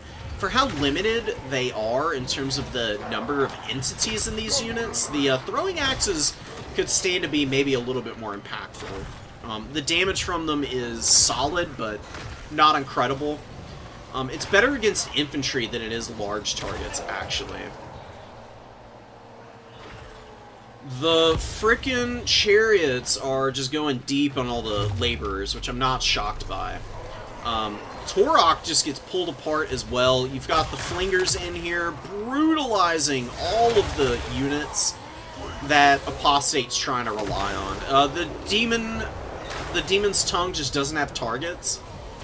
You're dropping Panic, Flamestorm here, trying to get rid of the Broken Tusk Mob, I would guess. Greenskins just have all the answers for this build. This is a build roulette if I've ever seen one, man. Big ouch, man. A Ragnarok Flingers here with big value already. Haven't even needed to use their ammo. They just went straight to melee and have been ripping it up. Broken Tusk Mob are going to go down here. Savage Orc Warboys engaging the Hashut's Dark Ravagers. Morgrub's Mangy Marauders coming in from the flank to chip away. And the continued irritation of Snotling Pump Wagons just drifting through the entire army here. Teeth Robbers out here on the field again. I guess they are an included unit for the for Grom's caps. Actually doing okay. The poor Infernal Guard Fireglaves, I mean, they're going to fight this pressure off. They lose a huge chunk of their health. And what's going to happen is they probably work their way free, but they're a little too beat up to really contribute a lot of value. Not even going to get a chance to see it. I was thinking that the Ragnarok Flingers would just pull back. Now that, you know, most of the mobility and the large targets are dead outside of the few Ravagers left. And the Flingers will just shoot the Fireglaves to pieces, because they do have the artillery piece on the top. These things do great damage to infantry formations, especially tightly packed infantry. Which is why I think Apostate went for such a wild build. I mean, the Demon's Tongue Dreadquake Mortar is not something that you see hardly ever. What Apostate wanted was like a big, wide Greenskins build that he could throw Flame Storms on top of to like peel for the Demon's Tongue, Hashed's Dark Ravagers to like poke the flanks and edges of fights, Astrogoth to be disruptive and maybe Lord Snipe a little bit, and Torak to help in that. It just never developed here. TMD's build was just perfectly suited for playing off of this Chaos Dowie army. People always expect the rush, dude.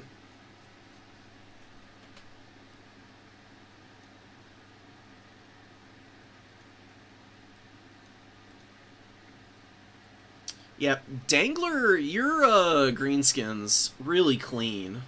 It's really scary playing people who specialize in factions because you come up with builds that you think are going to work really well into what they've assembled on the field. You know, you've got your theoretical perfect counter army ready to go, and your opponent knows exactly what it is that you want to bring, and then counterpicks your entire army based off of your expectations of them, and they just put you on the back foot completely after that. What the hell is this Empire army? Alright, dude. Okay, Rusto.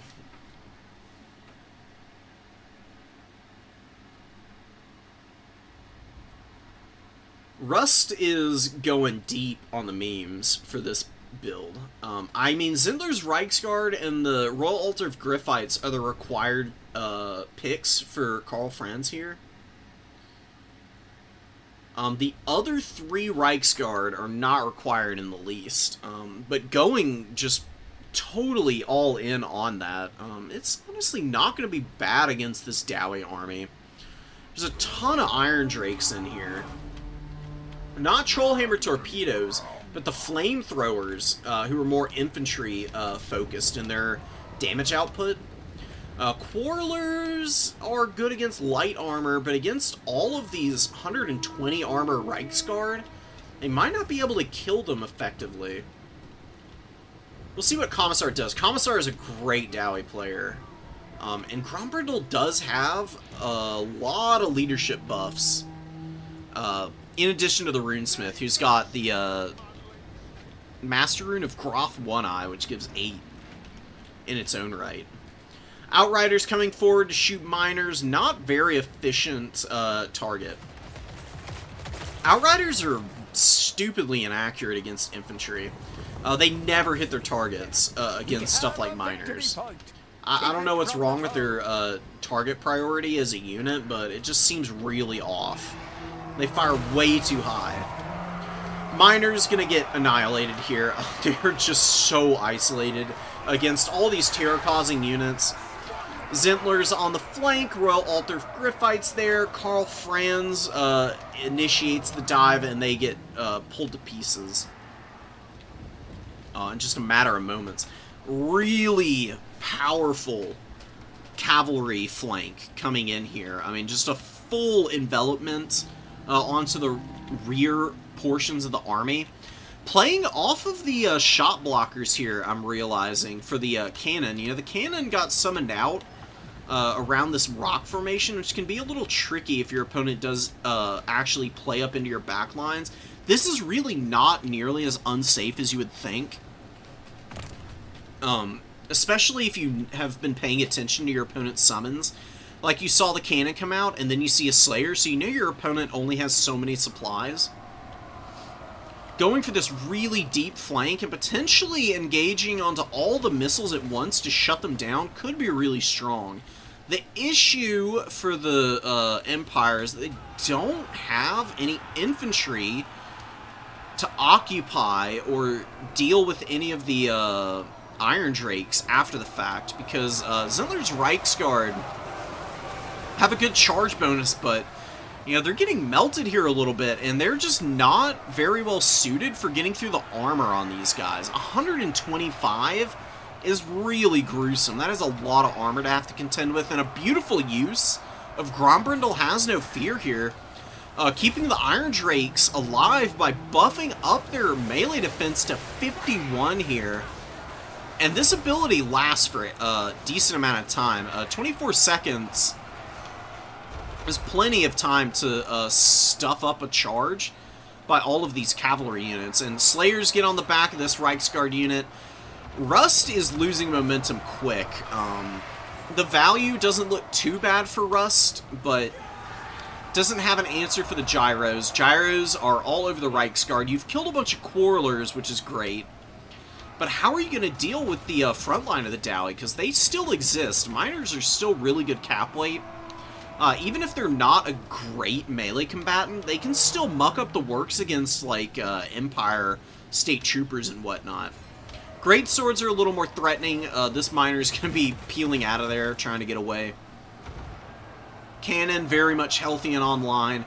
Royal Altar of Griffites really getting hammered, dude. The firepower from the Iron Drakes has been really clutch. They've done great damage to all of the cavalry. You throw into the mix the cannon here, who's starting to get a little bit of value by shooting at Karl Franz, and the Slayers that ripped apart one of these Reiksguard. Plus whatever the Quarrelers did, and you're seeing where the Empire is going to be looking really weak in the late game, potentially. They did shut down an awful lot of the shooting for the Dowie, though. I will give them that, but this flash bomb on the cavalry here is rough. I mean, it's a massive debuff to speed. And then the artillery is getting a little bit of collateral on them. The Slayers chipping away. Another great volley from the Iron Drakes here, helping to wear these guys down. Empire Knights desperately trying to finish this unit off. The thing about Iron Drakes is that they have crazy good leadership as well. So you have to kill them from full health to almost 100%. Otherwise, they just end up rallying with like 9 models left, and they can still do good damage despite losing significant numbers on the weapon team itself. It's very different from the Skaven weapon teams, where once Skaven weapon teams get low, they tend to just fall apart because their leadership is so poor. Dowie, being so stalwart, have no issues there.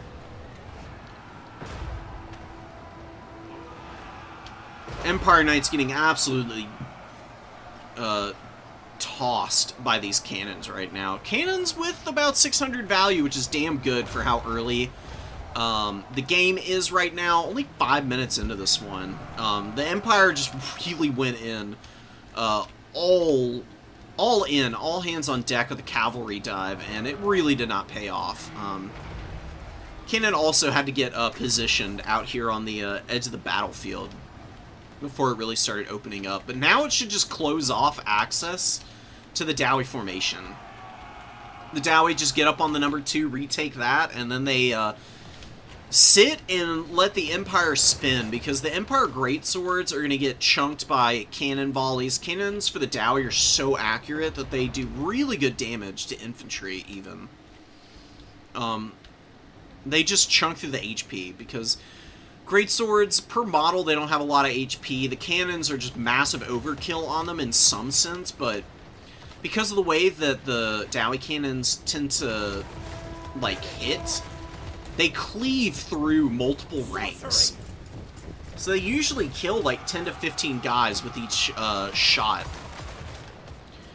Targeting Karl Franz isn't really a good use of your time for this cannon. The cannon should shoot the Outriders here. Just leave the Grim Delvers to shoot Karl Franz. Karl Franz can't do anything if the Grim Delvers are around. Grim Delvers are one of the best single-entity counterpieces in the entire game. Any of these shotgun units, if they can actually get volleys off in general, are a great answer to stuff like this. Looks like they're going to be turning attention over, but also Empire Knights actually getting up into them. Just point-blank firing into these guys and trouncing them there. Grombrindle hanging on to the middle objective with some Slayers doing his best to grab this away from the Empire. Empire desperately trying to get some points, but not finding a lot of success. Slayers very quickly closing off avenues of approach here. Ekron's Miners taking a little bit of damage. How do they have 1,200 value? That is crazy value. This must be a fresh summon of them, because I could have sworn they were in the starting army as well. Gyros just occupying Carl's attention. Dowie about to clutch out a triple cap. Empire don't even have a lead or anything. And the Great Swords are just not that good. Long have I struggled to find matchups where Great Swords are truly strong. This is one of the Great Sword units, like, better matchups, but it's still kind of rough. Because they just don't do anything special, man. I mean, they're like a Great Sword infantry that is all-round okay, but for 950 gold, you'd really like them to be a little bit better. Maybe they're 850. I think they're 850 gold, actually. They just get outclassed by stuff like Bloodletters. For how effective and cost-efficient Bloodletters are, Great Swords are everything of that, but worse. They have no Fizz Res, they're not demonic, so they can be terror routed. Their leadership is the same, but again, because they're not a demonic unit, they can rout, and that gets them in trouble a lot. Their stats are okay. 30 melee defense is fine. 32 melee attack is fine. Bonus versus infantry is fine. The weapon strength is fine. The charge bonus is actually kind of low. That might be the biggest problem for the Great Swords. 18 charge bonus for infantry is awful. Compare that to Bloodletters. Bloodletters have close to 30 on their charge bonus. They tend to perform a little bit better once they make contact with units. Runesmith and the Ekron's Miners just brutalizing what remains of that Great Sword unit. 1,700 value Ekron's Miners, of all things, to see perform that well. I would never have thought it would be those guys. Knights of the Black Rose get parried by Slayers, Grombrindle, and some Gyrocopters. More Great Swords trotting in, but not much for them to do here. They're going to get dunked on by the bombing runs and the consistent firepower from the steam Gyrocopters here. Blasting charges for the Dowie also getting a little damage in before they engage. And a very scattered charge ending up being another problem for those guys. They get a regrowth, which is nice. The Jade Wizard has been dropping some pretty good heals. It just hasn't mattered very much. Just a massive horde of miners coming up to the point. Going to be locking that one out. A few Quarrelers alive here. Not amazing value, but just the fact that they exist is going to be irritant. They have to find ways to work around. Beautiful volley from the Grim Delvers on the Zintler's Reiksguard here. Excuse me, guys. Sorry about that. Pulling him down to about half HP. Miner's going to be collapsing onto the rear of the Great Swords here. Although good micro from Rusto turns them around and does get something of a charge off. Get it on the ground level and see what these guys are doing.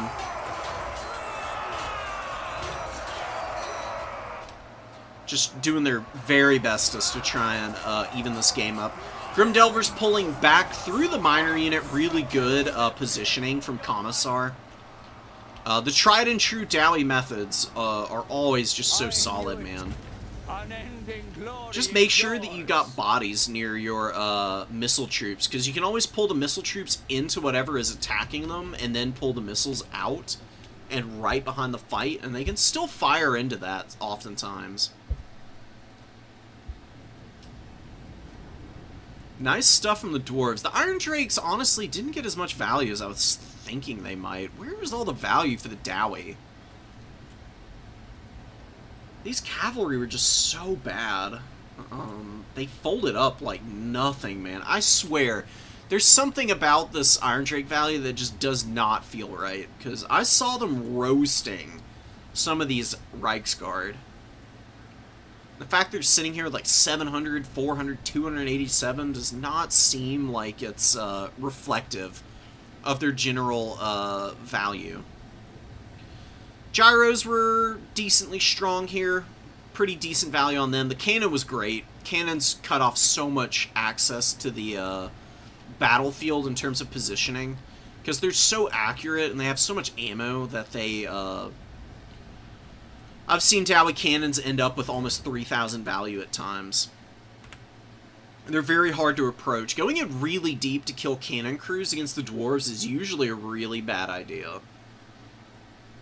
And I think that's kind of what got Rusto in trouble there. Chowie matchup is rock, paper, scissors for greenskins, but the spiders beat rock and paper. Good to know, good to know. I feel like that's the Chaos Dowie against Khorne. It's just that Chaos Dowie have a lot more flexibility in what they're bringing. Plus they have Kadai Fireborn, who just shred all your infantry. They tend to lose to stuff like Minotaurs, sure, but you've still got to contend with a lot of other nasty units that can shoot your Minos down. Saw this one already. What do we have? Oh, Boris. I've heard tale of this game and what happened here.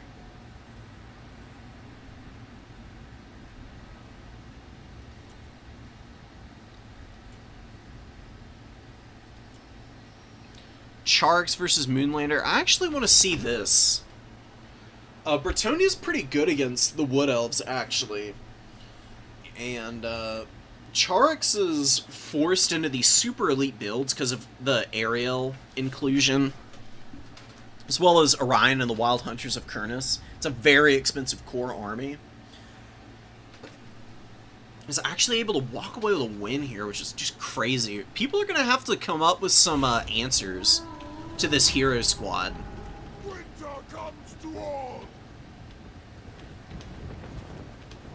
Like, I do genuinely wonder how it is that you're ever going to be able to approach the Wood Elf army with how good Charx's micro is and the way that he can just shut down pushes with Waywatcher volleys and then good positioning on the cavalry to, like, stuff up enemy cavalry dives. Actually killing Orion, I feel like, is a bit of a trap. Same with Ariel. I mean, you just have to go after the Waywatchers and whatever units the Wood Elves have out, but that's still so tough. I mean, just look at the devastation on these Mounted Yeomen. I mean, one volley from the Waywatchers, just chunking their HP down to about half. More subsequent volleys coming in, hammering the other Mounted Yeomen here. Blessed Field Trebuchet's opening up on Orion just out of frustration. They don't really have another target to shoot at yet. Waywatchers are on the table. They're hidden right now. If you can get close enough and reveal them, maybe you can open up there. Tonal Guard also an option. Tonya playing very carefully for the objectives here. Some Battle Pilgrims. You've got Peasant Bowmen. No Fire Arrow Archers. Although I guess it's not really that important to have those.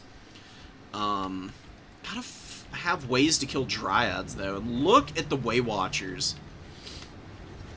Finding another great opportunity to hammer some of the missile units that Moonlander really needs to get some good value out of. Blessed Field Trebuchet opens up, gets a few model kills. Waywatchers pulling back away from the Peasant Bowmen. Firing as they're running away. That's another thing that's advantaged here, is the 190 range to 160. Plus, these guys fire on the move, so every time you get within range, Charx is just going to pull back a little bit more and continue to dump ammo on your head. Waywatchers going for the #1 out there. Knights Errant going for the #1 objective there wouldn't be a bad idea.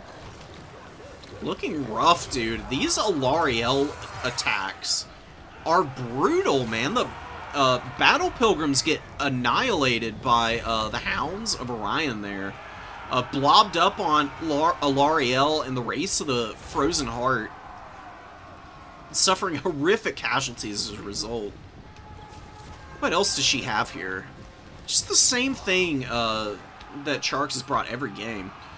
Knights Errant deleted by Waywatcher volleys, and then Eternal Guard stuffing them up. You have the foe's victory point. Yeah, this is one of those classic examples of didn't take enough time to build up, and then dove in piecemeal and just got shot to pieces, man.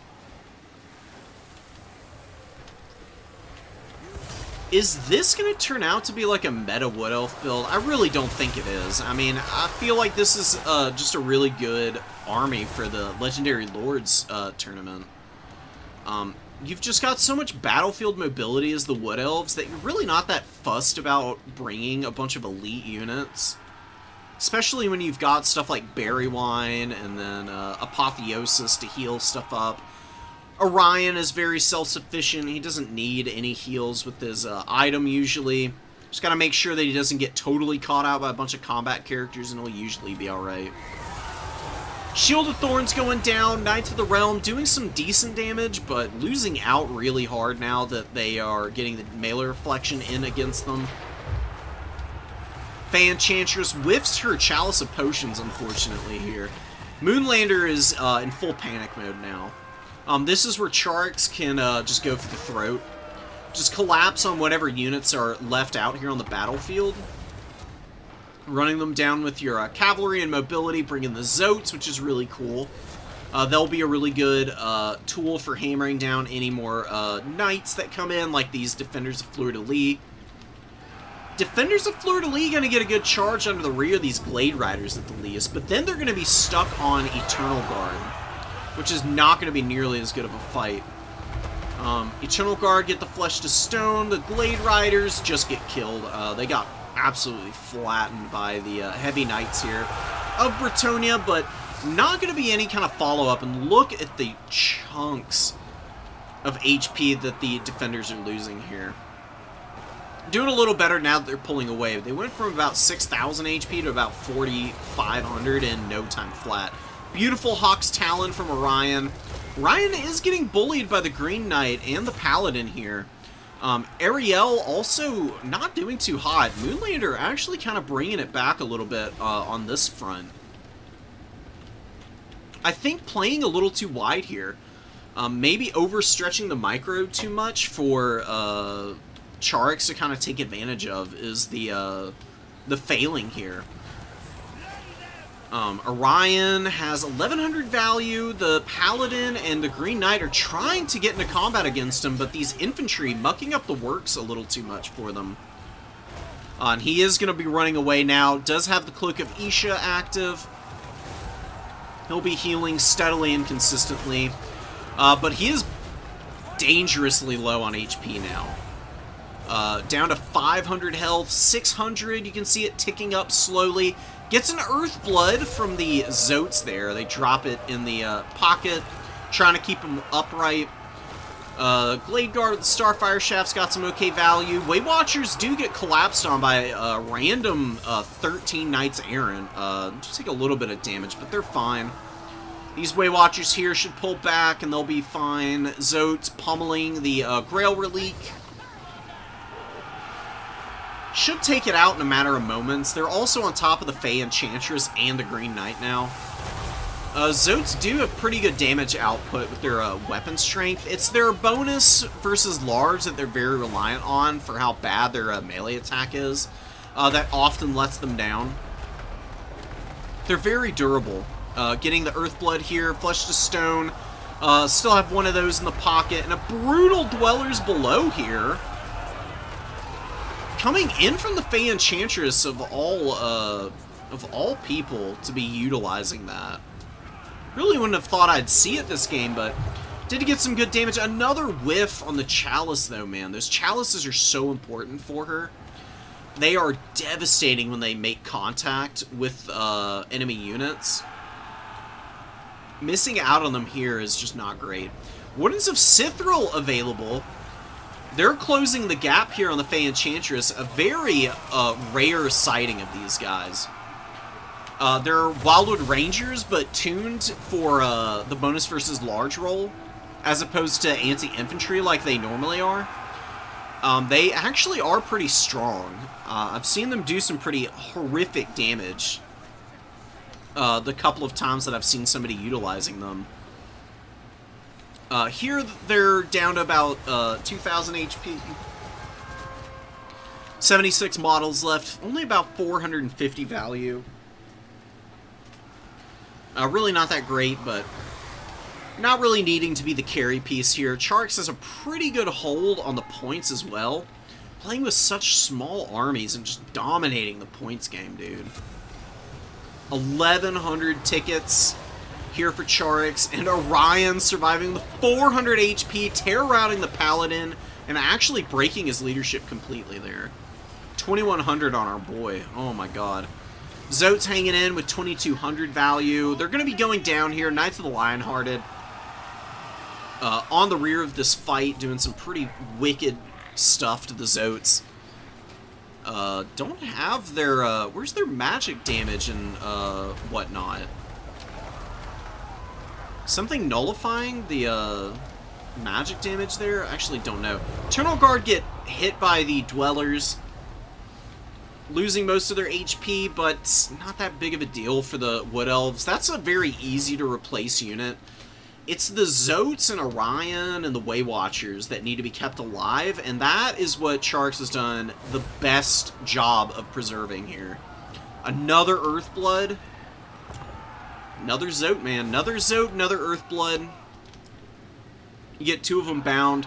Popping it on the Way Watchers as the Knights of the Lionhearted did collapse in on them. Okay, so there's their magic damage. What was nullifying? Oh, the dampen from the Zotes. Oh, that's slick, dude. Okay.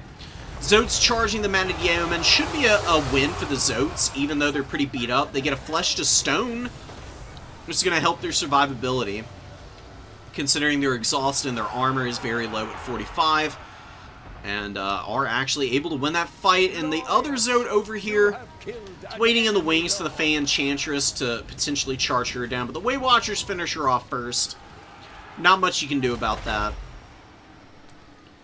Tonia leadership is just not going to hold up now. They're already a fairly low leadership faction, generally. Without their lord, Orion's going to be terror-routing stuff. Their units are just going to break against all of these high leadership Wood Elf units, and that's just another brilliant execution with that ultra-elite build.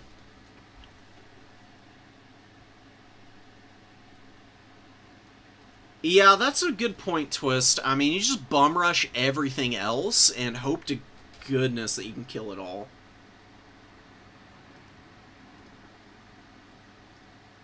Poor guy's brand new and got Charix. Look, Moonlander played really well in the new player tournament on this Saturday. Had to forfeit a couple of games because their internet went out, but they were really good on Bretonia.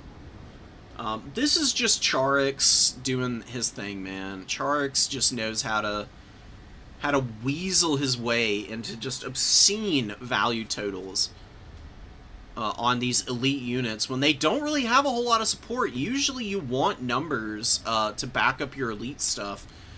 And Charix does have it here with like Dryads and bodies, but focused mainly on bringing in the Zotes and the Wardens of Sithril for the early summons after the Glade Guard and Wraiths. Wraiths with 2,000 value, by the way. They're a crazy strong unit. Wraiths of the Frozen Heart should be an auto-include because they have 2 slows on them, which is really, really nasty. If you get caught up in this unit, your speed will be debuffed by 60% just from them existing near you. They've got the Frostbite and then the Chilling Aura, which is an AoE, 35 meters around them.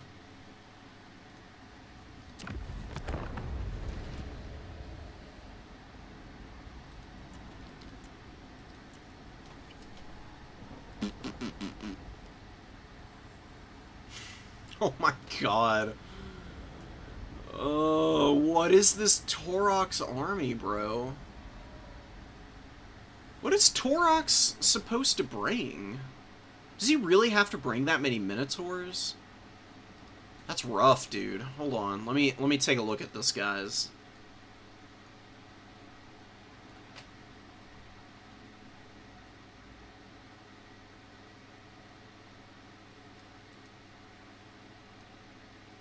Torox has to bring 2 Minotaurs or 2 Gorgons and the Butchers of Kalkengard. Damn, dude, that sucks. That's hard to win with. Hell, I mean, if you're forced to bring a build like this, you probably just build up forces behind it instead of engaging early.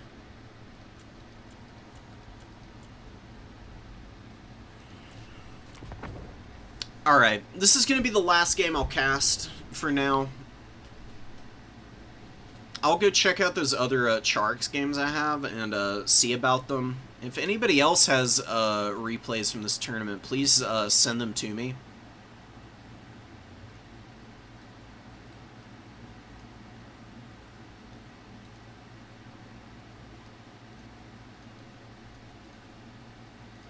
Just reading some of the Discord messages.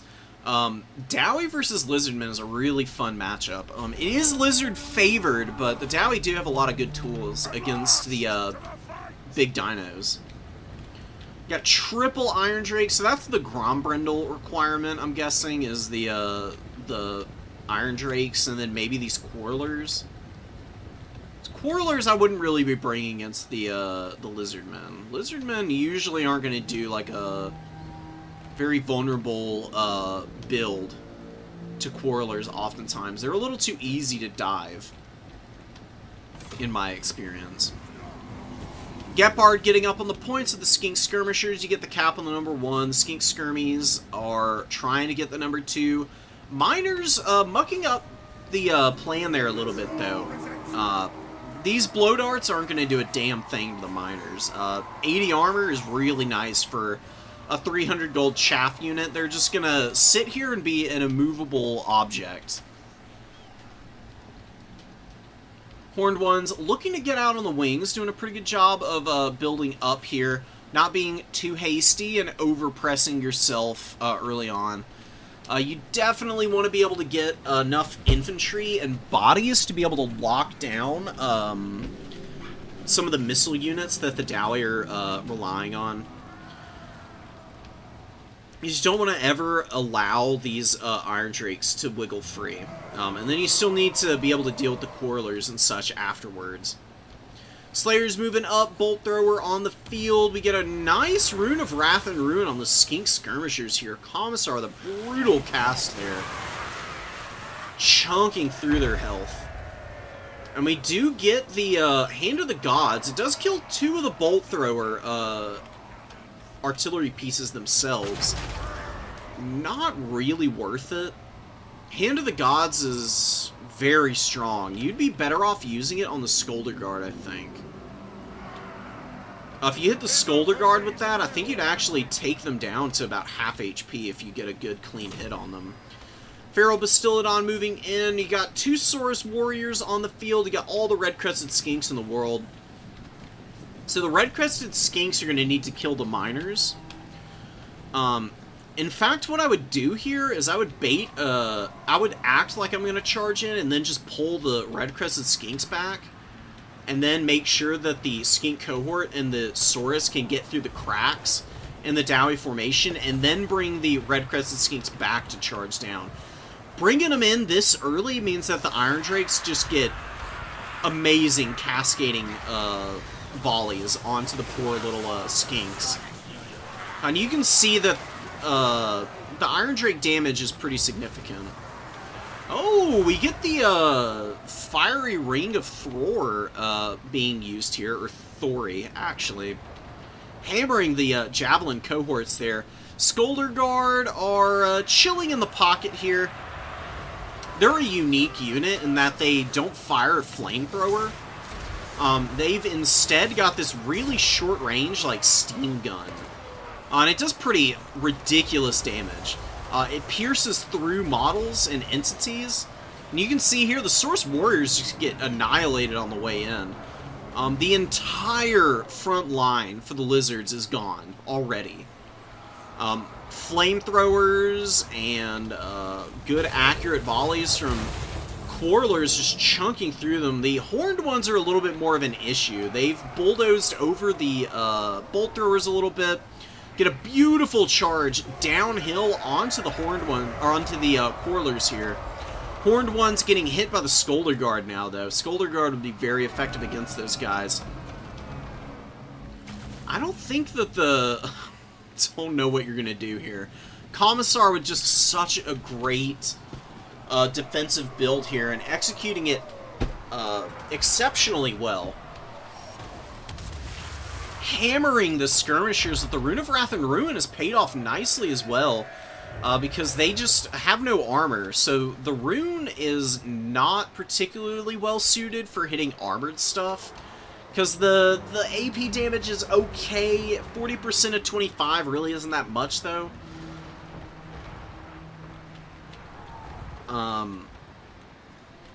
Seeing the Skink Skirmishers being the units that you're not really able to deal with right now, and just slowly putting pressure on them via the pseudo magic is a great call. One horned one gone, the other looking for opportunities, just can't find a way in. There's no room for them to maneuver. There's Slayer Pirates everywhere. There's actual units of Slayers on the field that are just taking up all the room on the battlefield. Whatever gaps are there in the formation are being filled in by the Scolder Guard and the Quarler Fire, with whatever remaining Iron Drakes doing what they can too. Feral Bastillodon getting worn out here. Gepard just needed to build up maybe a little bit longer before taking this aggressive dive. God damn, and that Uranus Thunderbolt, maybe getting that in and just trying to get your opponent jumping around with the missiles by casting that would have been another way that you can upset this Dowie formation before you actually get in there. Ripperdactyls on the field, charging down the Slayer Pirates, which isn't a great target for them. It's fine, but you are going to get hammered by Quarlers. You don't have any armor on these Ripperdactyls. 45 is nothing. 50% missile resist is kind of nice. Definitely not enough to keep you in this game, though. Gepards ground the value back a little bit. The issue is that it just doesn't look like the Lizards have the bodies to cap any objectives. They've got all the points somehow. I have no idea how they've managed that, honestly. They've got one Saurus here. I guess it's the Skink Skirmishers, and maybe just the fact that the Dowie, they don't really have any cap weight here, now that I'm looking at it. You got a Miner going to secure the #1. It's just going to be a matter of time before the Dowie take this back, right? I mean, they're up almost 2,900 value. And the Lizards are just absolutely gassed here. Grombrindle hanging out on the point. Skink Skirmishers, I just don't see the value in these guys. Not against the Dwarves. I mean, if your opponent's going to go for Gyros, maybe they can be good. But I do think you'd be better off with some, like, Croxagores or something. Like, one Croxagore instead of the 3 Skink Skirmishers. Or maybe you can do a Ripperdactyl instead. That might fit a little bit better with the build. The problem was just the lack of answers for the Iron Drakes. The Scolder Guard got 2,700 value and used every last bit of their ammunition. These guys fire fast as hell, too. Great reload rate of 6.6 seconds between volleys. Laying it down, dude. The Slayer Pirates with okay value. Iron Drakes doing pretty damn good. Finishing off the last of the Skink Skirmishers here. And the Saurus Warriors getting hit from the flanks by Quarlers, blasting charges, fiery rain going down on them, Slayer Pirates mucking up their advance. Dowie with a double cap here, not quite getting the #1. Chameleon Stalkers come out and get on top of the Miners. Should be able to win that. Chameleon Stalkers are a pretty good unit. Against a miner, they should very much win that. And do so pretty comfortably, I would hope. Krokgar has 600 value, which is not good. Skink Priest with about 8, at least paid for himself. You probably bring Krokgar on foot in this matchup. Run him around and just use the Hand of the Gods sparingly to like hammer some of the missile units. I really think the Iron Drakes should have been the units that you're focusing down with Hand of the Gods. I really am confident in saying that because last time I checked it, the damage that it did was vile. Easily chunking half the HP off an Iron Drake. It just fires so many missiles. 15 projectiles. And Shem's Burning Gaze is good. And this is just a Shem's times 3. Just all in one go. You have the foe's victory point. See those Uranus Thunderbolts putting some good pressure on the Iron Drakes. More patience with that would have been well served. It's got 300 meter cast range. So it's basically an artillery piece. Like, maybe you do double Skink Priest of Heavens with Uranans. With Krokgar here. And you just try and hammer all of the weapon teams and the Quarrelers with your magic to keep your opponent on the toes while you maneuver with the rest of the army to try and get through into the back line. I knew it. On it.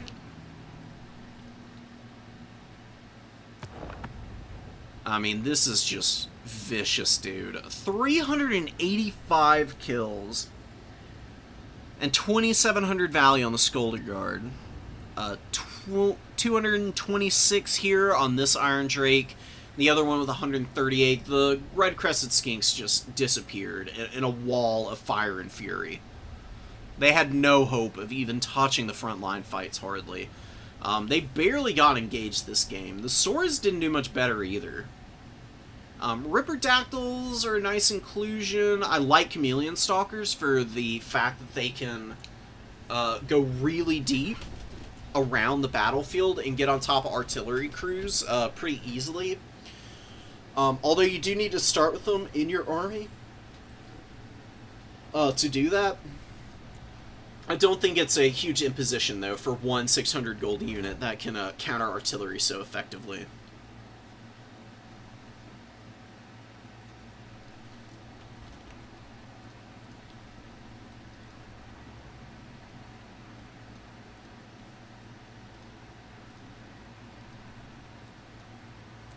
Oh, they do have the fire resistance, don't they? Oh my god.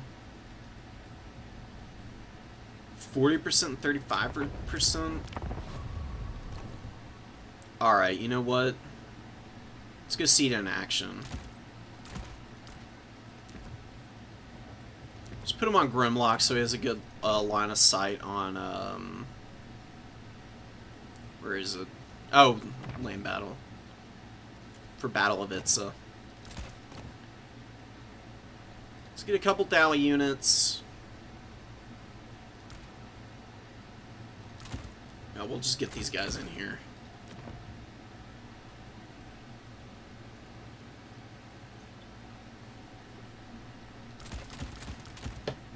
Just throw some red-crested skinks into that army and a Dowie Lord, and that's fine.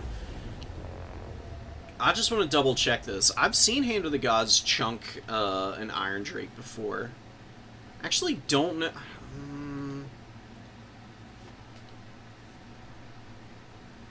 The fire resist is going to be really nice. That should mitigate the damage. I don't actually know, though, if Hand of the Gods counts as a spell, technically.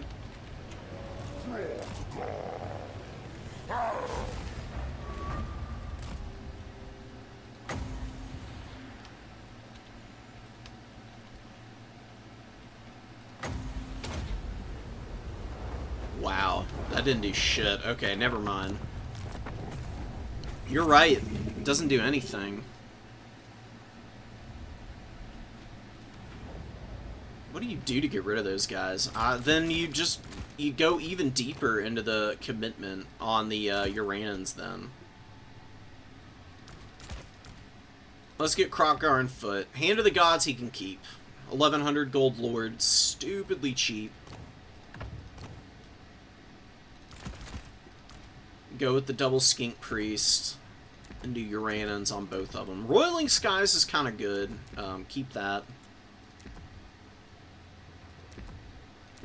It's not that much money, and if your opponent goes for gyros or something, you can debuff them while you're throwing down the Uranans, and then send your Ripperdactyls in to chase them down at that point. Razordons might be something to look into, although they're pretty short range. I think it's gonna be, I think Ancient Salamanders would be a good call. Do those in the back for the Dowie as well. And then where are the horned ones? You go double horned one. What are the other requirements for that? This is just purely for my own self-interest. I'm just really curious if we can come up with something that would actually be able to take that on.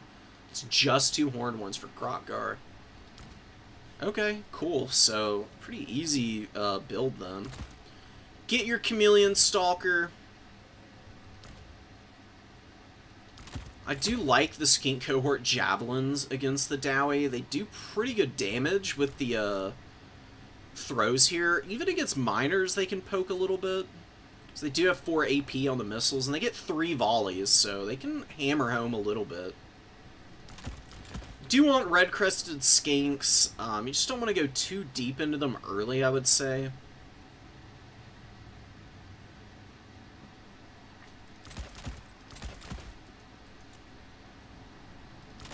Do the Ancient Sallies in the start, though. Or maybe just 1, and then you do the infantry.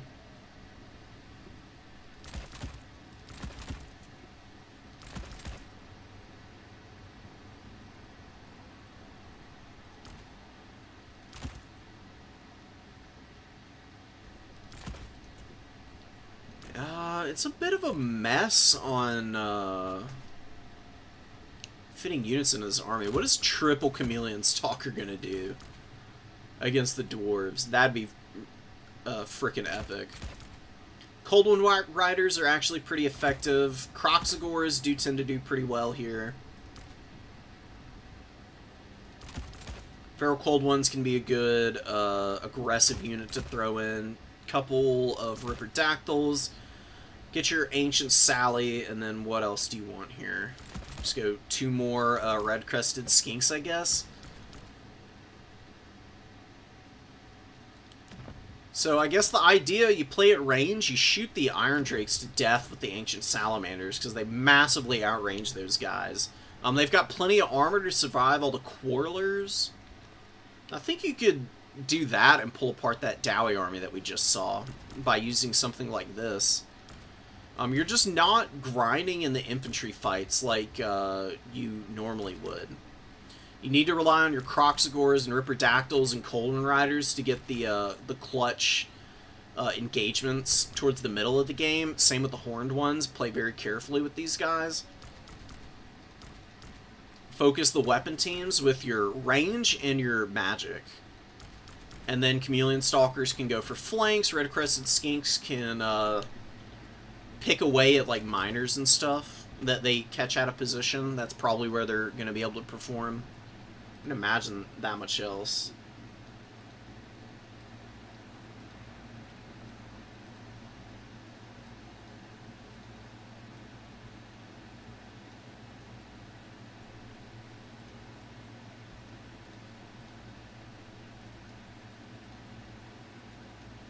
I understand it's 75% resistance, Rudy, but I can guarantee you that there was a point in time where I was using Hand of the Gods on Krokgar to hammer Dowie weapon teams. Maybe it wasn't Iron Drakes, though. What the hell else do they have, though? I can't think of what else it could have been I was shooting. Yeah, I don't know. You could still use Hand of the Gods against Quarrelers. Do some pretty good damage to them. They don't have the same resistances. Still got the spell res, but not the end of the world, I guess. I don't know. Dowie are just really tricky. They're one of those factions that'll just stick around. never really give up, and if you fumble a dive against them, they just dunk on you.